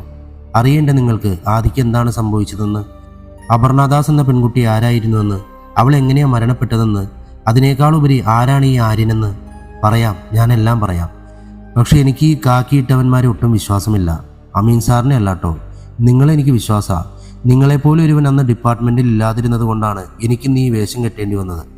അതുകൊണ്ട് എല്ലാ ഏമാന്മാരും കയ്യിലിരിക്കുന്ന തോക്കുകളൊക്കെ ഈ തുണിസഞ്ചിയിലോട്ടിട്ടേ.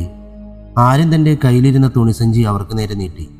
എന്ത് ചെയ്യുമെന്നറിയാതെ അമീൻ്റെ മുഖത്തേക്ക് നോക്കിയ പോലീസുകാരോട് തോക്കുകൾ സഞ്ചിയിലേക്കിടാൻ അമീൻ കണ്ണുകൾ കൊണ്ട് നിർദ്ദേശം നൽകി. അമീൻ ഉൾപ്പെടെ എല്ലാവരും സഞ്ചിയിലേക്ക് തോക്കിട്ട് കഴിഞ്ഞതിന് ശേഷം ആര്യൻ സഞ്ചി രാജേന്ദ്രനെ കിടത്തിയിരിക്കുന്ന ടേബിളിൻ്റെ കീഴിലേക്ക് വെച്ചു. എന്നിട്ട് തിരികെ വീൽ ചെയറിലിരിക്കുന്ന ആദിക്കരികിലേക്ക് നടന്നു വന്നുകൊണ്ടവൻ അമീനോടായി ചോദിച്ചു, അപ്പോൾ തുടങ്ങാമല്ലേ സാർ? ഓൾമോസ്റ്റ് എല്ലാ സിനിമകളിലും കഥകളുമൊക്കെ ക്ലൈമാക്സിൽ പോലീസിൻ്റെ പിടിയിലാകുന്ന വില്ലൻ തൻ്റെ ഫ്ലാഷ് ബാക്ക് പറയുന്ന പതിവ് ക്ലീശേ. അതിനൊരു സുഖമില്ല ആര്യൻ, നമുക്കൊന്ന് മാറ്റിപ്പിടിക്കാം. ഇത്തവണ ഞാൻ നിൻ്റെ കഥ പറയുന്നു. എന്തു പറയുന്നു, സമ്മതമാണോ? ചോദിച്ചുകൊണ്ട് സൈഡിൽ കിടന്ന കസേര മുന്നിലേക്ക് വലിച്ചിട്ട് വലതുകാൽ ഇടതുകാലിൻ്റെ മുകളിലേക്ക് കയറ്റിവെച്ച് അമർന്നിരുന്ന അമീനിൻ്റെ മുഖത്തേക്ക് നോക്കിക്കൊണ്ട് ആര്യൻ കൈയടിച്ചു. അരെ വാ, ഇതാണ് പോലീസ്. പ്രിയപ്പെട്ടവൾ അപകടത്തിലാണെന്ന് അറിഞ്ഞിട്ടും അണുവിട കുറയാത്ത നിങ്ങളുടെ ഈ കോൺഫിഡൻസ് ഉണ്ടല്ലോ. സമ്മതിച്ചിരിക്കുന്നു. അപ്പോൾ സാറിൻ്റെ ഇഷ്ടം പോലെ തന്നെ ആയിക്കോ. പക്ഷെ ഒരൊറ്റ കണ്ടീഷൻ. കഥയിൽ തെറ്റ് സംഭവിച്ചാൽ ബാക്കി ഞാൻ പറയും, നിങ്ങൾ കേൾക്കും. സമ്മതം? എങ്കിൽ തുടങ്ങിക്കോ സാറേ. അമീൻ ഇരിക്കുന്നതിന് ഓപ്പോസിറ്റായി ആദിക്കരികിൽ തറയിൽ ചമ്രം പടിഞ്ഞിരുന്നു കൊണ്ട് ആര്യൻ അമീനിൻ്റെ വാക്കുകൾക്കായി കാതോർത്തു. അവൻ്റെ പ്രവൃത്തികളെ സഹോദം വീക്ഷിച്ചിട്ട് തൻ്റെ ഷൂസ്ലേസ് ഒന്ന് അമർത്തി കെട്ടിക്കൊണ്ട് അമീൻ പതിയെ കഥ പറയാൻ തുടങ്ങി. 23 വർഷങ്ങൾക്ക് മുമ്പ്, കൃത്യമായി പറഞ്ഞാൽ 1997, രാജേന്ദ്രൻ്റെ സഹോദരൻ രവി കൊല്ലം MLA ആയിരിക്കുന്ന സമയം. രവിയുടെ സഹായിയായി കൂടെ ഉണ്ടായിരുന്നത് പാർട്ടി അനുഭാവി കൂടിയായിരുന്ന അച്യുതൻ എന്ന പാവപ്പെട്ട കർഷക തൊഴിലാളിയായിരുന്നു. ഒരിക്കൽ അച്യുതൻ്റെ കൂടെ വീട്ടിലേക്ക് വന്ന സുന്ദരിയായ മകൾ അമ്പിളിയെ കണ്ട രവിക്കൊരു മോഹം കൂടിയതോടെ രവി ഒരു തന്ത്രമിറക്കി. ആ സമയത്ത് സുഖമില്ലാതെ കിടപ്പിലായിരുന്ന തൻ്റെ അമ്മ രമണിയെ നോക്കാൻ അമ്പിളിയെ നിർത്തുമോ എന്ന് അച്യുതനോട് ചോദിക്കുന്നു. തൻ്റെ പ്രിയപ്പെട്ട ഏമാനെ സേവിക്കാൻ കിട്ടുന്ന അവസരമല്ലേ. യാതൊരു മടിയും കൂടാതെ അയാൾ മകളെ പറഞ്ഞ് സമ്മതിപ്പിച്ച് രവിയുടെ വീട്ടിലേക്ക് അയക്കുന്നു. അമ്മയെ നോക്കാൻ വീട്ടിലെത്തിയ അമ്പിളിയെ വിവാഹ വാഗ്ദാനമൊക്കെ നൽകി രവി കാര്യം സാധിക്കുന്നു. അവസാനം രവിയുടെ മോഹം അടങ്ങിയപ്പോഴേക്കും അമ്പിളി ഗർഭിണിയായി. MLA അല്ലേ, പുറത്താരെങ്കിലും അറിഞ്ഞാൽ നാണക്കേടല്ലേ. കാര്യം ഒതുക്കി തീർക്കാൻ രവി രാജേന്ദ്രനെ രംഗത്തിറക്കി. പെൺവിഷയത്തിൽ അച്ഛനെയും ചേട്ടനെയും കടത്തിവെട്ടുന്ന രാജേന്ദ്രനും അമ്പിളിയെ കണ്ട നിമിഷം ഒരാഗ്രഹം. അനുനയത്തിൻ്റെ പാതയിൽ രാജേന്ദ്രൻ സമീപിച്ചെങ്കിലും അതിലെ ചതി മനസ്സിലാക്കി അമ്പിളി ആരും അറിയാതെ നാടുവിട്ടു. മകളുടെ തിരോധാനത്തിന് കാരണം രവിയും രാജേന്ദ്രനുമാണെന്ന് മനസ്സിലാക്കിയ അച്യുതനെ രായ്ക്ക് രാമാനം രാജേന്ദ്രൻ കൊന്നു കെട്ടിത്തൂക്കി. എന്നിട്ട് ചേട്ടൻ്റെ സഹായത്തോടെ മകൾ നഷ്ടപ്പെട്ട വേദനയിൽ അച്ഛൻ തൂങ്ങി മരിച്ചതാണെന്ന് വരുത്തി തീർക്കുന്നു. ആദ്യത്തെ കുറച്ചുനാൾ അമ്പിളിയെ തിരക്കി നടന്നെങ്കിലും വർഷങ്ങൾ കഴിഞ്ഞതോടെ രവിയും രാജേന്ദ്രനുമൊക്കെ അങ്ങനെ ഒരു വിഷയം തന്നെ മറന്നു. പക്ഷെ അമ്പിളി അപ്പോഴേക്കും മറ്റൊരിടത്ത് സുന്ദരിയായ ഒരു പെൺകുഞ്ഞിനെ ജന്മം നൽകിയിരുന്നു. കുഞ്ഞിനെ കൂടെ നിർത്തുന്നത് ജോലി ചെയ്യുന്നതിനും മറ്റും ബുദ്ധിമുട്ടായി മാറിയപ്പോൾ ആരും അറിയാതെ അമ്പിളി ആ കുട്ടിയെ കൊല്ലം തെക്കേക്കരയിലെ ലിറ്റിൽ ഫ്ലവർ ഓർഫനേജിലെ സിസ്റ്റർ റബേക്കയുടെ കൈവശം ഏൽപ്പിക്കുന്നു. ആ കുട്ടിയുടെ പേരാണ് അപർണ ദാസ്. ഒരു നിമിഷം ഒന്ന് നിർത്തിയിട്ട് അമീൻ ആര്യൻ്റെ മുഖത്തേക്ക് നോക്കി ചോദിച്ചു, ശരിയല്ലേ കിച്ചേട്ടൻ? ആ വിളിയിൽ ആര്യനൊന്ന് ഞെട്ടിയതുപോലെ പകച്ചു നോക്കുന്ന ആര്യനെ ചിരിച്ചുകൊണ്ട് അമീൻ തുടർന്നു, കിച്ചു അപർണയുടെ കിച്ചേട്ടൻ. 1 വയസ്സ് മാത്രം പ്രായമുള്ള അപർണയെ അമ്പിളി ഓർഫനേജിൽ കൊണ്ട് വന്നേൽപ്പിക്കുമ്പോൾ ലിറ്റിൽ ഫ്ലവർ ഓർഫനേജിൽ കിച്ചു എന്ന വിളിപ്പേരുള്ള ആര്യനുമുണ്ടായിരുന്നു. നിന്റെ കൺമുന്നിലാണ് അവൾ വളർന്നത്. നിന്റെ കയ്യിൽ തൂങ്ങിയാണ് അവൾ പിച്ച വച്ചത്. അപർണയ്ക്ക് 7 വയസ്സ് പ്രായമുള്ളപ്പോൾ മക്കളില്ലാത്ത ദാസനും ഭാര്യയും അവളെ ദത്തെടുത്തു. പിന്നീട് യാതൊരു ബന്ധവുമില്ലാത്ത 10 വർഷങ്ങൾ. ഹയർ സെക്കൻഡറി കഴിഞ്ഞ് കോളേജിലേക്ക് പോകാൻ തുടങ്ങിയ നീ സിസ്റ്റർ റബേക്കയിൽ നിന്നും ദാസിനെ പറ്റിയുള്ള വിവരങ്ങൾ ചോദിച്ചറിഞ്ഞ് അപർണയെ കാണാനായി പെരിങ്ങാലയിലെത്തി. അവിടുന്ന് നീ മടങ്ങി വരുമ്പോഴേക്കും നിന്റെയും അവളുടെയും ഉള്ളിൽ അനുരാഗത്തിൻ്റെ വിത്തുകൾ മുളപൊട്ടിയിരുന്നു. അമേ കറക്റ്റ് മിസ്റ്റർ ആര്യൻ? കഥയൊന്ന് നിർത്തിയിട്ട് ആര്യൻ്റെ കണ്ണുകളിലേക്ക് നോക്കി അമീൻ കണ്ടത് നിസ്സംഗതയ്ക്ക് പകരം കണ്ണുനീർ തുള്ളികളാണ്. ശരിയാണ് സാർ, പറഞ്ഞതെല്ലാം സത്യമാണ്. അപർണയായിരുന്നില്ല, എനിക്കവൾ അപ്പുവായിരുന്നു. ഞാൻ അവൾക്ക് കിച്ചേട്ടനും. എന്നെ കാണാൻ വേണ്ടിയായിരുന്നു അവൾ +2 കഴിഞ്ഞ് കോളേജിൽ ചേരാനായി കൊല്ലത്തേക്ക് വന്നത്. ഞാൻ 3ാം വർഷം പഠിക്കുമ്പോഴാണ് അവൾക്ക് അഡ്മിഷൻ കിട്ടുന്നത്. ആ ഒരു വർഷം എത്ര മനോഹരമായിരുന്നു. ആര്യൻ അറിയാതെ ഓർമ്മകളിലേക്ക് മുഴുകിയതുപോലെ അത് നോക്കിക്കൊണ്ട് അമീൻ വീണ്ടും പറയാൻ തുടങ്ങി. കോളേജിൽ അപർണയുടെ കൂട്ട് എൽസയോടായിരുന്നു. നിന്റെയും അപ്പുവിൻ്റെയും ബന്ധമറിയാത്ത എൽസയുടെ ഉള്ളിലും കോളേജിൻ്റെ ഹീറോ ആര്യൻ്റെ ആരെയും ആകർഷിക്കുന്ന ഈ ചാരക്കണ്ണുകളാണെന്ന് വളരെ വൈകിയാണ് നിങ്ങൾ മനസ്സിലാക്കുന്നത്.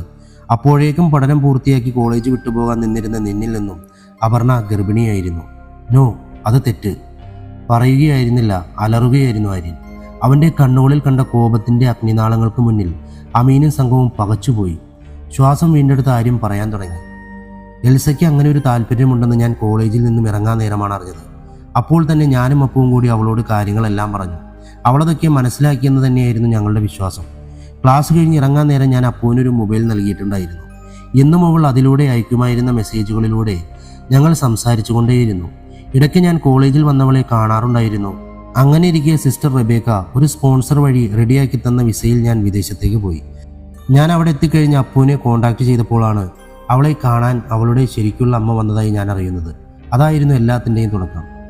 ഒരു നിമിഷമൊന്ന് നിശബ്ദനായിട്ട് ആര്യം വീണ്ടും തുടർന്നു. അമ്മയിൽ നിന്നും തൻ്റെ അച്ഛനെ പറ്റി മനസ്സിലാക്കിയ അപ്പു ഞാൻ എത്ര വിലക്കിയിട്ടും കേൾക്കാതെ അച്ഛനെ കാണാൻ വേണ്ടി അയാളുടെ വീട്ടിലേക്ക് പോയി വന്നു കഴിഞ്ഞതിന് ശേഷം അപ്പുവിൻ്റെ ഫോൺ ഓഫായിരുന്നു. 2 ദിവസം കഴിഞ്ഞിട്ടും ഒരു വിവരവുമില്ലാതെ ഞാൻ എൽസയെ വിളിച്ചു. അപ്പു പോയി വന്നതിന് ശേഷം കരച്ചിൽ മാത്രമാണെന്നും കാര്യം എന്താണെന്നറിയില്ലെന്നും എൽസ പറഞ്ഞപ്പോൾ ഞാൻ വിചാരിച്ചത് അച്ഛൻ അവളെ അംഗീകരിക്കാതെ മടക്കി വിട്ടത് കൊണ്ടായിരിക്കുമെന്നാണ്. പക്ഷെ അന്ന് അവിടെ നടന്നത് മനസാക്ഷിയുള്ള ഒരാൾക്കും പൊറുക്കാനാവാത്ത തെറ്റായിരുന്നു സാറേ. ദേഷ്യം നിയന്ത്രിക്കാനാവാതെ ആര്യൻ തൻ്റെ അടുത്തിരുന്ന ടേബിളിൽ കാലിൽ പിടിച്ചുയർത്തി നിലത്തേക്ക് ഇട്ടു. അന്നവിടെ എന്താണ് നടന്നതെന്ന് അറിയാമോ സാറേ? അച്ഛനെ കാണാൻ പോയ അപ്പു കണ്ടത് രാജേന്ദ്രനെ ആയിരുന്നു. തൻ്റെ കയ്യിൽ നിന്നും രക്ഷപ്പെട്ടുപോയ ഇരയുടെ മകളെ വർഷങ്ങൾക്ക് ശേഷം കയ്യിൽ കിട്ടിയ സന്തോഷത്തിൽ അത് തൻ്റെ ചേട്ടൻ്റെ മകളാണെന്ന് കൂടി ഓർക്കാതെ അവൻ എൻ്റെ അപ്പൂനെ, അവൻ്റെ ആവശ്യം കഴിഞ്ഞപ്പോൾ എൻ്റെ അപ്പൂനെ അവൻ ശിങ്കിടികൾക്ക് നൽകി. എല്ലാം കഴിഞ്ഞ് കൊന്നുകളയാനായിരുന്നു അവരുടെ നിർദ്ദേശം. പക്ഷെ എങ്ങനെയോ അപ്പു അവിടെ നിന്ന് രക്ഷപ്പെട്ടു. എന്നോട് അവൾ ഇതൊന്നും പറഞ്ഞിട്ടില്ലായിരുന്നു കേട്ടോ. അപ്പൂനെ അവളുടെ അച്ഛൻ അംഗീകരിക്കാത്ത വിഷമമാണെന്നായിരുന്നു എൻ്റെ മനസ്സിൽ. എൽസയുടെ ഫോണിലൂടെ ഒത്തിരി നേരം സംസാരിച്ച് ഞാൻ അവളെ ഒരുവിധം നോർമലാക്കി. അങ്ങനെ അവൾ വീണ്ടും ക്ലാസ്സിലേക്കും മറ്റും പോകാൻ തുടങ്ങി. പക്ഷെ അവളെ പിന്തുടർന്ന് രാജേന്ദ്രനും സംഘവും ഉണ്ടെന്ന് അവൾക്ക് അറിയില്ലായിരുന്നു സാറേ. ഏകദേശം ഈ സംഭവം കഴിഞ്ഞ് 1.5 മാസം കഴിഞ്ഞിട്ടായിരുന്നു എറണാകുളത്ത് NSSന്റെ ക്യാമ്പ് നടന്നത്. ക്യാമ്പിൽ അപ്പൂന് പുറമെ രാജേന്ദ്രന്റെ മറ്റൊരു ശത്രു കൂടി ഉണ്ടായിരുന്നു. രാജേന്ദ്രന്റെ ബിസിനസ് സാമ്രാജ്യങ്ങൾക്ക് മുകളിൽ വടവൃക്ഷം പോലെ പടർന്നു പന്തലിച്ചു നിന്ന വലിയൊരു മനുഷ്യന്റെ മകൻ വിശ്വനാഥവർമ്മ എന്ന മനുഷ്യൻ കൊല്ലങ്കാരുടെ പ്രിയപ്പെട്ടവനായി മാറിയത് ബിസിനസ്സിലെ ലാഭങ്ങൾക്ക് മുകളിൽ ജനങ്ങളെ വലിപ്പച്ചെറുപ്പമില്ലാതെ നെഞ്ചോട് ചേർത്ത് പിടിച്ചതുകൊണ്ടായിരുന്നു. പക്ഷെ അത് മനസ്സിലാക്കാതെ അയാൾ കാരണമാണ് തൻ്റെ ബിസിനസ്സെല്ലാം പൊട്ടിപ്പാളീസാകുന്നതെന്ന് കരുതി തക്കം പാർത്തിരുന്ന സമയത്താണ് ക്യാമ്പ് നടക്കുന്നത്. വിശ്വനാഥവർമ്മയുടെ മകൻ ആദിയും ക്യാമ്പിലുണ്ടെന്നറിഞ്ഞ രാജേന്ദ്രൻ സ്വന്തം മകളെയും കൂട്ടുകാരെയും കൂട്ടുപിടിച്ച് അവിടെ നടത്തിയ നാടകമായിരുന്നു സാറേ ചാനലും പത്രക്കാരും ഒരേപോലെ ആഘോഷിച്ച് ഊമപ്പെണ്ണിനെ പീഡിപ്പിക്കാൻ ശ്രമിച്ച ബിസിനസ് രാജാവിൻ്റെ മകൻ എന്ന വാർത്ത. അതിനുവേണ്ടി രാജേന്ദ്രൻ വിലക്കെടുത്തത് ആരെയാണെന്നറിയാമോ? അപ്പു സ്വന്തം സഹോദരിയെ പോലെ വിശ്വസിച്ച് നിഴൽ പോലെ കൂടെ കൊണ്ടു നടന്ന എൽസയെ. ആര്യൻ്റെ വാക്കുകൾ കേട്ട് വിശ്വസിക്കാനാകാത്ത വിധം പോലീസുകാർ പരസ്പരം നോക്കി. അമീനും ആദിയുടെ വാക്കുകൾ സമ്മാനിച്ചത് ഞെട്ടലായിരുന്നു. ആര്യൻ വീണ്ടും തുടർന്ന് പറയാൻ തുടങ്ങുമ്പോഴായിരുന്നു അമീൻ്റെ മൊബൈലിൽ രുദ്രയെയും കൊണ്ട് പോലീസുകാർ പുറത്തെത്തിയ മെസ്സേജ് വരുന്നത്. അമീൻ്റെ നിർദ്ദേശമനുസരിച്ച് മുകളിലേക്ക് പൊങ്ങിപ്പോയ എലവേറ്റർ മിനിറ്റുകൾക്കുള്ളിൽ തിരികെ വരുമ്പോൾ അതിൽ വിലങ്ങണിയിച്ച രീതിയിൽ രുദ്രയും കൂടാതെ 2 പോലീസുകാരും ഉണ്ടായിരുന്നു. രുദ്രയെ കണ്ടുകൊണ്ട് ആര്യൻ താഴെ നിന്നും എണീറ്റു. എന്നിട്ട് അവളുടെ കണ്ണുകളിലേക്ക് നോക്കിക്കൊണ്ടവൻ ബാക്കി പറയാൻ തുടങ്ങി. രുദ്രയുടെ പ്ലാനും എൽസയുടെ ചതിയും കൂടിയായപ്പോൾ അപർണയും ആദിയും വീണു. അന്ന് ആ ഇഷ്യൂ നടന്നതിൻ്റെ ശേഷം അപ്പു എനിക്ക് മെസ്സേജ് അയച്ചിട്ടില്ല. അവിടുന്ന് നേരെ വീട്ടിലേക്ക് പോയ അപ്പുവിനെ കാണാൻ എൽസ ചെന്നിരുന്നു. എൽസയാണ് തന്നെ ചതിച്ചതെന്ന് അപ്പോഴും എൻ്റെ അപ്പുവിന് അറിയില്ലായിരുന്നു. എൽസയുടെ നിർബന്ധം കാരണം തിരികെ ഹോസ്റ്റലിൽ എത്തിയതിനു ശേഷം അപ്പു വാട്സപ്പിൽ എനിക്കൊരു മെസ്സേജ് അയച്ചിരുന്നു. ചതിച്ചതാ കിച്ചേട്ടാ, എന്നെ ചതിച്ചതാണ്. അതിൻ്റെ കൂടെ ആദിയും രുദ്രയും എൽസയും എല്ലാവരും നിൽക്കുന്നൊരു ഫോട്ടോയും ഉണ്ടായിരുന്നു. ആദി ചതിച്ചുവെന്നാണ് അവൾ പറയുന്നതെന്ന് ഞാൻ കരുതി. എൽസയും എന്നോട് അങ്ങനെയാണല്ലോ പറഞ്ഞത്. അവളുടെ മെസ്സേജ് കണ്ട് ഞാൻ മെസ്സേജ് അങ്ങോട്ടേക്ക് അയച്ചിട്ട് റിപ്ലൈ ഒന്നുമില്ലാതിരുന്ന കാരണം അവളുടെ ഫോണിലേക്ക് വിളിച്ചു. അപ്പോഴേക്കും അപ്പുവിൻ്റെ ഫോൺ ഓഫായിരുന്നു. അന്ന് രാത്രി അപ്പു സൂയിസൈഡ് ചെയ്തു. അല്ല, ഒന്ന് കെട്ടിത്തൂക്കി. എൽസയുടെ സഹായത്തോടെ രാജേന്ദ്രനും രുദ്രനും ചേർന്ന് അവളെ കൊന്നു ബാത്റൂമിൻ്റെ ഉള്ളിൽ കെട്ടിത്തൂക്കി. ശരിയല്ലേ മിസ് രുദ്ര രാജേന്ദ്രൻ? ചോദിച്ചുകൊണ്ടവൻ നടന്നു വന്ന് രുദ്രയുടെ കവിളിൽ പതിയെ തട്ടി. ആ ചാരക്കണ്ണുകളിലെ തീ നേരിടാൻ കഴിയാതെ എല്ലാം സമ്മതിക്കുന്നത് പോലെ രുദ്ര തല താഴ്ത്തി നിന്നു. എന്നിട്ട് അവർ അധികാരവും കാശും ഉപയോഗിച്ച് പോലീസിനെ സ്വാധീനിച്ച് പീഡനത്തിനിരയായ പെൺകുട്ടിയെ മനോവിഷമം കൊണ്ട് തൂങ്ങിച്ചത്തതാണെന്ന് വരുത്തി തീർന്നു. രുദ്രയ്ക്ക് ചുറ്റും നടന്നുകൊണ്ട് പറയുന്ന ആര്യനെ നോക്കിക്കൊണ്ട് അമീൻ കസേരയിൽ നിന്നും പതിയെ എഴുന്നേറ്റ് അവർക്കരികിലേക്ക് വന്നു. വിദേശത്തായിരുന്നു നീ എങ്ങനെയാണ് ഇതിൻ്റെ പിറകിൽ രുദ്രയും രാജേന്ദ്രനുമാണെന്ന് മനസ്സിലാക്കിയത്? ആദ്യമാണ് ഇതെല്ലാം ചെയ്തതെന്നായിരുന്നു എൻ്റെ മനസ്സിൽ. വിദേശത്ത് നിന്ന് വന്ന ഞാൻ ആദ്യ ജയിലിൽ നിന്നും ഇറങ്ങുന്നതും കാത്തിരുന്നു. ആദ്യ ജയിലിൽ നിന്നും ഇറങ്ങുന്ന ദിവസം അവനെ സ്വീകരിക്കാൻ വേണ്ടി ജയിലിൻ്റെ മുന്നിലെത്തിയ ഞാൻ കണ്ടത് ആദ്യ ഒരു കൂട്ടം ആളുകൾ ചേർന്ന് ബലമായി വണ്ടിയിൽ കയറ്റിക്കൊണ്ടു പോകുന്നതാണ്. പിന്തുടർന്ന് ഞാനെത്തിയത് രാജേന്ദ്രൻ്റെ ബംഗ്ലാവിലായിരുന്നു. അവിടെ അവർ ആദിയെ, സാറിനറിയാമോ, അച്ഛനേക്കാൾ വലിയ വിഷം ഇവളാണ്. ചുറ്റിക കൊണ്ട് ആദിയുടെ നട്ടലിലും തലയോട്ടിലും മാറി മാറി ഇവളിടിക്കുമ്പോൾ രാജേന്ദ്രൻ അത് നോക്കി നിന്ന് രസിക്കുമായിരുന്നു. അവസാനം മരിച്ചുവെന്ന് കരുതി അവർ കല്ലിൽ കെട്ടി കായലിലേക്ക് താഴ്ത്തി ആദിയെ ഞാൻ രക്ഷിച്ചുകൊണ്ടുപോയി. പക്ഷെ അപ്പോഴേക്കും ഇവൻ്റെ ശരീരം തളർന്നു പോയായിരുന്നു സാറേ. സംസാരിക്കാൻ പോലുമാകാതെ, ഒന്നനങ്ങാൻ പോലുമാകാതെ എൻ്റെ കയ്യിൽ കിട്ടിയ ആദിയെയും കൂട്ടി ആദിയുടെ അച്ഛൻ്റെ സുഹൃത്തിൻ്റെ സഹായത്തോടു കൂടി ഞങ്ങൾ ഈ വീട്ടിലെത്തി. ആര്യൻ്റെ വാക്കുകളിൽ നിന്നും അമീനും സംഘത്തിനും ഇപ്പോൾ കാര്യങ്ങൾ വ്യക്തമായിരുന്നു. അപ്പോഴും എനിക്ക് കാര്യങ്ങളെപ്പറ്റി വ്യക്തമായ ധാരണയുണ്ടായിരുന്നില്ല. പക്ഷേ രുദ്രയ്ക്കും രാജേന്ദ്രനും ഇതിൽ കൃത്യമായ പങ്കുണ്ടെന്ന് മനസ്സിലാക്കിയ ഞാൻ അവരുടെ വിശ്വസ്തനായ ഡ്രൈവർ പാർത്ഥിബനെ അങ്ങ് തൂക്കി. സാർ ഓർക്കുന്നുണ്ടോ, 3 മാസം മുന്നേ MBയുടെ ഡ്രൈവറെ കാണാനില്ലെന്ന് പറഞ്ഞുകൊണ്ട് പത്രത്തിൽ വന്നൊരു വാർത്ത? അവനെ കാണാതെ പോയതല്ല സാറേ, ഞാനങ്ങ് അടിച്ചു മാറ്റിയതാ. നിങ്ങളൊക്കെ കരുതും പോലെ എൻ്റെ ആദ്യത്തെ ആരാധ്യയല്ല, പാർത്ഥിബനാ. ശരിയാണ്, എംപിയുടെ ഡ്രൈവറെ കാണാനില്ലെന്ന് പറഞ്ഞൊരു ന്യൂസ് വായിച്ചത് അമീൻ ഓർത്തു. പിന്നീട് അവനെ ട്രെയിൻ തട്ടി മരിച്ച നിലയിൽ കണ്ടെത്തിയതായി വായിച്ചിരുന്നു. അവനിലൂടെയാണ് ഞാൻ എല്ലാം അറിഞ്ഞത്. എൻ്റെ അപ്പൂനെ ഇവർ ചെയ്തതൊക്കെ. രാജേന്ദ്രൻ്റെ ഊഴം കഴിഞ്ഞ് വലിച്ചെറിഞ്ഞ അപ്പൂനെ കൊത്തിപ്പറിക്കാൻ അവനും ഉണ്ടായിരുന്നത്രേ. വെറുതെ വിടാൻ പറ്റുമോ? അവനെ ഞാനാ കുത്തിനുറുക്കി പാളത്തിൽ കൊണ്ടിട്ടത്. അപ്പോൾ ആര്യൻ്റെ കണ്ണുകളിൽ ഭ്രാന്തനായൊരു സാഡിസ്റ്റിൻ്റെ തിളക്കം കണ്ട അമീൻ പതിയെ അവൻ്റെ അരികിലേക്ക് നടക്കാൻ തുടങ്ങി. അമീൻ ഓരോ ചുവട് മുന്നിലേക്ക് വയ്ക്കുമ്പോഴും ആര്യൻ ഓരോ ചുവട് പിറകിലേക്ക് വയ്ക്കും. പിന്നെ ആരാധ്യ, സിയാന, കാവ്യ, എൽസ, സാബിറ, ഹീര, അങ്ങനെ ഓരോരുത്തരെയും ഞാൻ തന്നെയാണ് കൊന്നത് ഈ കൈകൾ കൊണ്ട്. എൻ്റെ അപ്പൂനെ, ആ പാവം മിണ്ടാപ്രാണിയെ അവർ കൊന്നില്ലേ? ഒന്ന് ഉറക്കെ നിലവിളിക്കാൻ പോലും കഴിയാതെ അവൾ എന്തുമാത്രം വേദനിച്ചിട്ടുണ്ടാകും. അതുകൊണ്ട് ആർക്കും നിലവിളിക്കാൻ പോലും ഞാൻ അവസരം കൊടുത്തില്ല. കൊത്തിയും വെട്ടിയും കൊല്ലുമ്പോൾ അവരുടെ കണ്ണുകളിൽ കാണുന്ന ആ ഭാവമുണ്ടല്ലോ സാറേ, അതെന്നെ വല്ലാതെ ആവേശം കൊള്ളിക്കും. സാർ പറ, ഞാൻ ചെയ്തത് തെറ്റാണോ? കൊല്ലണ്ടേ സാറേ. സാറിൻ്റെ നാസുവിനെ ആരെയും ഉപദ്രവിച്ച സാർ അവരെ വെറുതെ വിടുമോ? ആര്യൻ്റെ ചോദ്യങ്ങൾക്ക് മുന്നിൽ അമീൻ മുഹമ്മദിന് ഉത്തരങ്ങളില്ലായിരുന്നു. അപ്പോഴേക്കും ആര്യൻ പിറകിലേക്ക് നടന്ന് രാജേന്ദ്രനെ കിടത്തിയിരിക്കുന്ന ടേബിളിൽ രാജേന്ദ്രൻ്റെ തലയ്ക്ക് സമീപം എത്തിയിരുന്നു. ഉത്തരങ്ങളില്ലാതെ പകച്ചു നിൽക്കുന്ന അമീൻ മുഹമ്മദിനെ നോക്കി ആര്യൻ വീണ്ടും പറഞ്ഞു, കൊല്ലണം സാറേ, ഇവനെയൊക്കെ കൊല്ലുക തന്നെയാണ് വേണ്ടത്. പറഞ്ഞു നിർത്തിയതും ആര്യൻ ടേബിളിൻ്റെ വശത്തിരുന്ന് ഉളി പോലെയുള്ള അഗ്രം കൂർത്ത മൂർച്ചയുള്ള ആയുധമെടുത്ത് രാജേന്ദ്രൻ്റെ തൊണ്ടക്കുഴിയിലേക്ക് കുത്തിയിറക്കിയതും ഒരുമിച്ചായിരുന്നു. നോ! അലറിക്കൊണ്ട് അവനെ തടയാനായി മുന്നോട്ട് കുതിച്ച അമീൻ പിറകിൽ നിന്നും ശക്തമായി അടിയേറ്റ് തെറിച്ച് താഴേക്ക് വീണു. മങ്ങലേറ്റ കണ്ണുകൾ വലിച്ചു തുറന്ന് തല പൊത്തിക്കൊണ്ട് പിറകിലേക്ക് നോക്കിയ അമീനിന്റെ പിറകിൽ അവൻ നിൽപ്പുണ്ടായിരുന്നു. ഇരുമ്പ് കസാരയും ഉയർത്തിപ്പിടിച്ചുകൊണ്ട് നിൽക്കുന്ന ആ കാക്കിധാരിയുടെ മുഖത്തേക്ക് നോക്കി അമീനും ബാക്കിയുള്ള പോലീസുകാരും നടുങ്ങി തരിച്ചു നിന്നു. നിമിഷ നേരം കൊണ്ട് നടുക്കത്തിൽ നിന്നും മോചിതനായ അമീൻ തറയിൽ നിന്നും പതിയെ എഴുന്നേറ്റു. വെൽക്കം സന്ദീപ്, പോലീസിലെ ആര്യൻ്റെ വലങ്കൈ, മരണപരമ്പരയുടെ പിറകിലെ മാസ്റ്റർ ബ്രെയിൻ.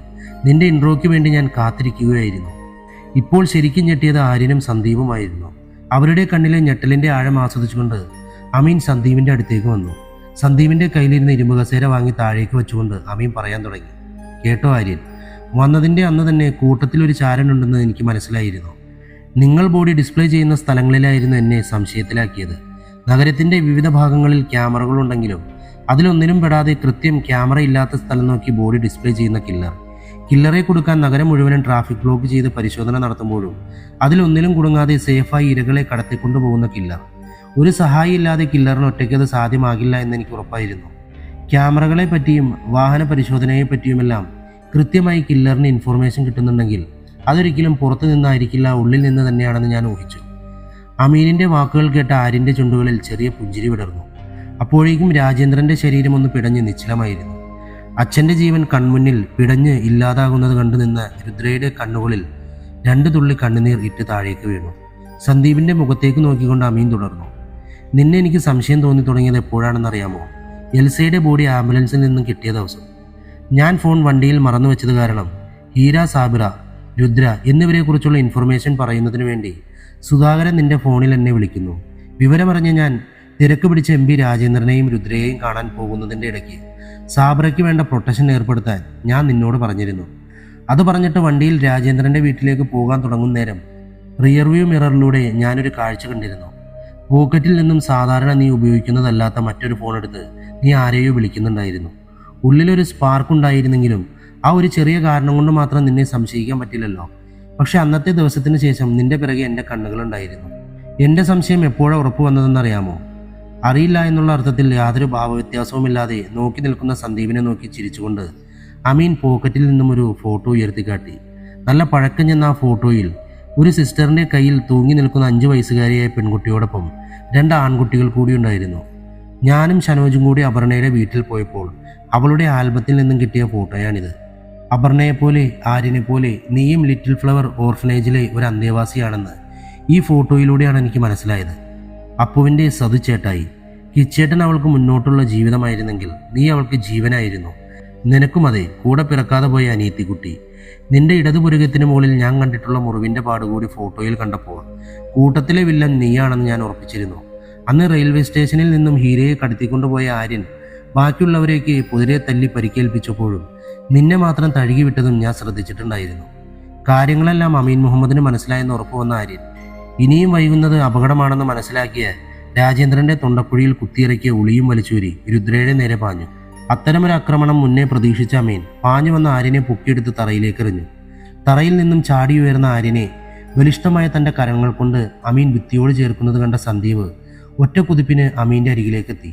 സന്ദീപിൻ്റെ കൈ അമീൻ മുഹമ്മദിൻ്റെ ദേഹത്തേക്ക് പതിക്കും മുന്നേ ചാടിയുയർന്ന SI ഷനോജിൻ്റെ തൊഴിയേറ്റ് സന്ദീപ് പിറകിലേക്ക് തെറിച്ചു വീണു.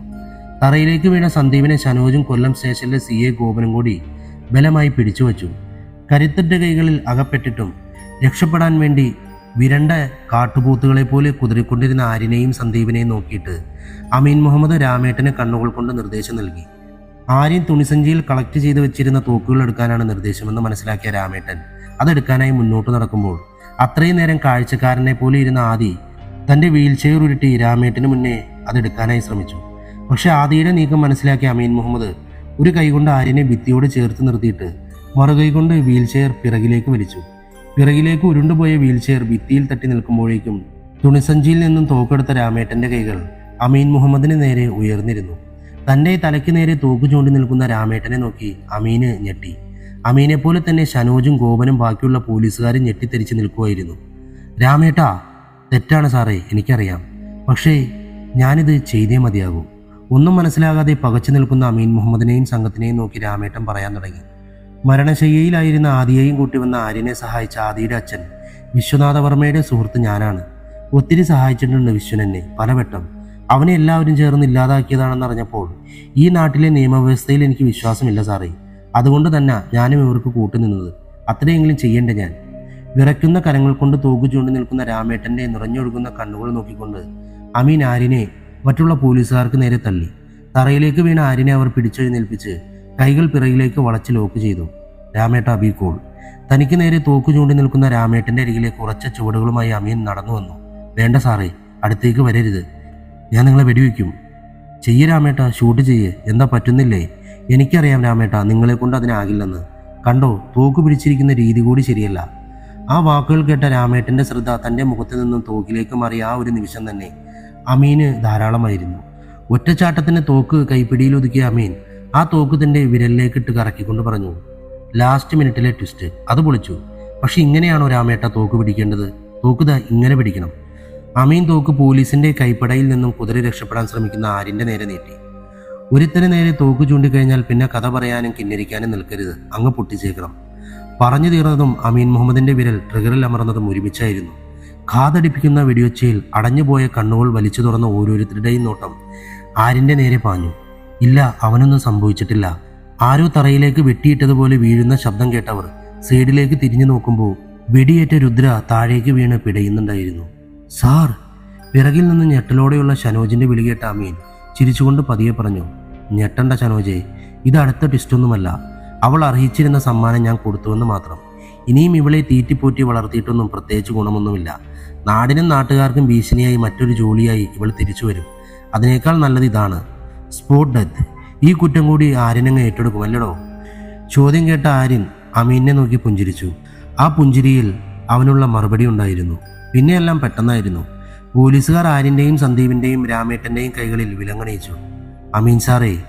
ആര്യൻ്റെ വിളി കേട്ട അമീൻ അവൻ്റെ അടുത്തേക്ക് വന്നു. സാർ, ഇതുവരെയും നാസുവിനെ പറ്റി ഒന്നും ചോദിച്ചില്ലല്ലോ.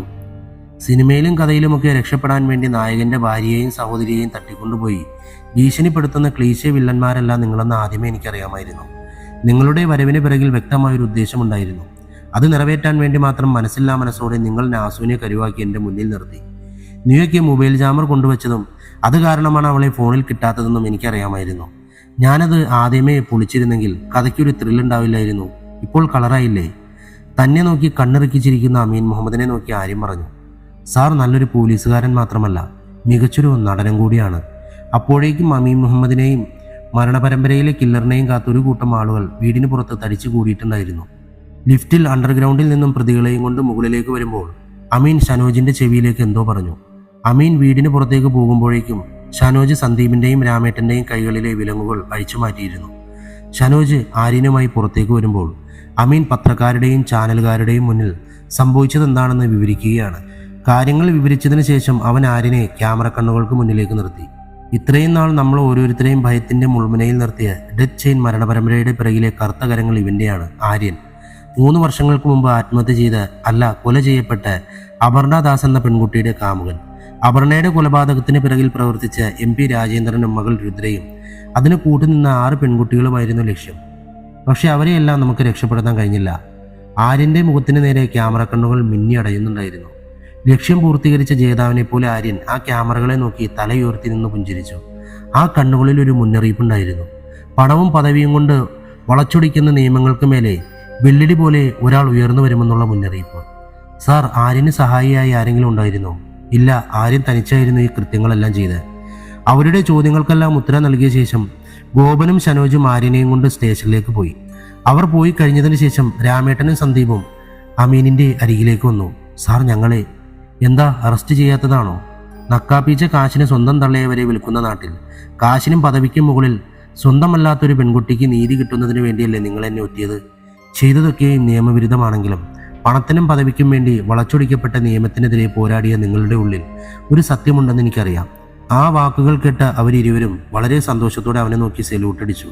അതേസമയം ടി-വിയിൽ തൻ്റെ പ്രിയതമൻ കില്ലറിനെ പിടിച്ച വാർത്ത തത്സമയം കണ്ടുകൊണ്ടിരിക്കുന്ന നാസു അവനെയും കൂട്ടി അടുത്ത ട്രിപ്പ് എങ്ങോട്ട് പോകണമെന്ന് ആലോചിക്കുകയാണ്. കഥ അവസാനിച്ചിരിക്കുന്നത് എങ്ങനെയുണ്ട്? നല്ല സൂപ്പർ കഥയില്ലായിരുന്നു. എന്തായാലും ഇത് പുതിയ ചാനലല്ലേ, സബ്സ്ക്രൈബ് ചെയ്യാൻ മറക്കണ്ട. Love you all, by.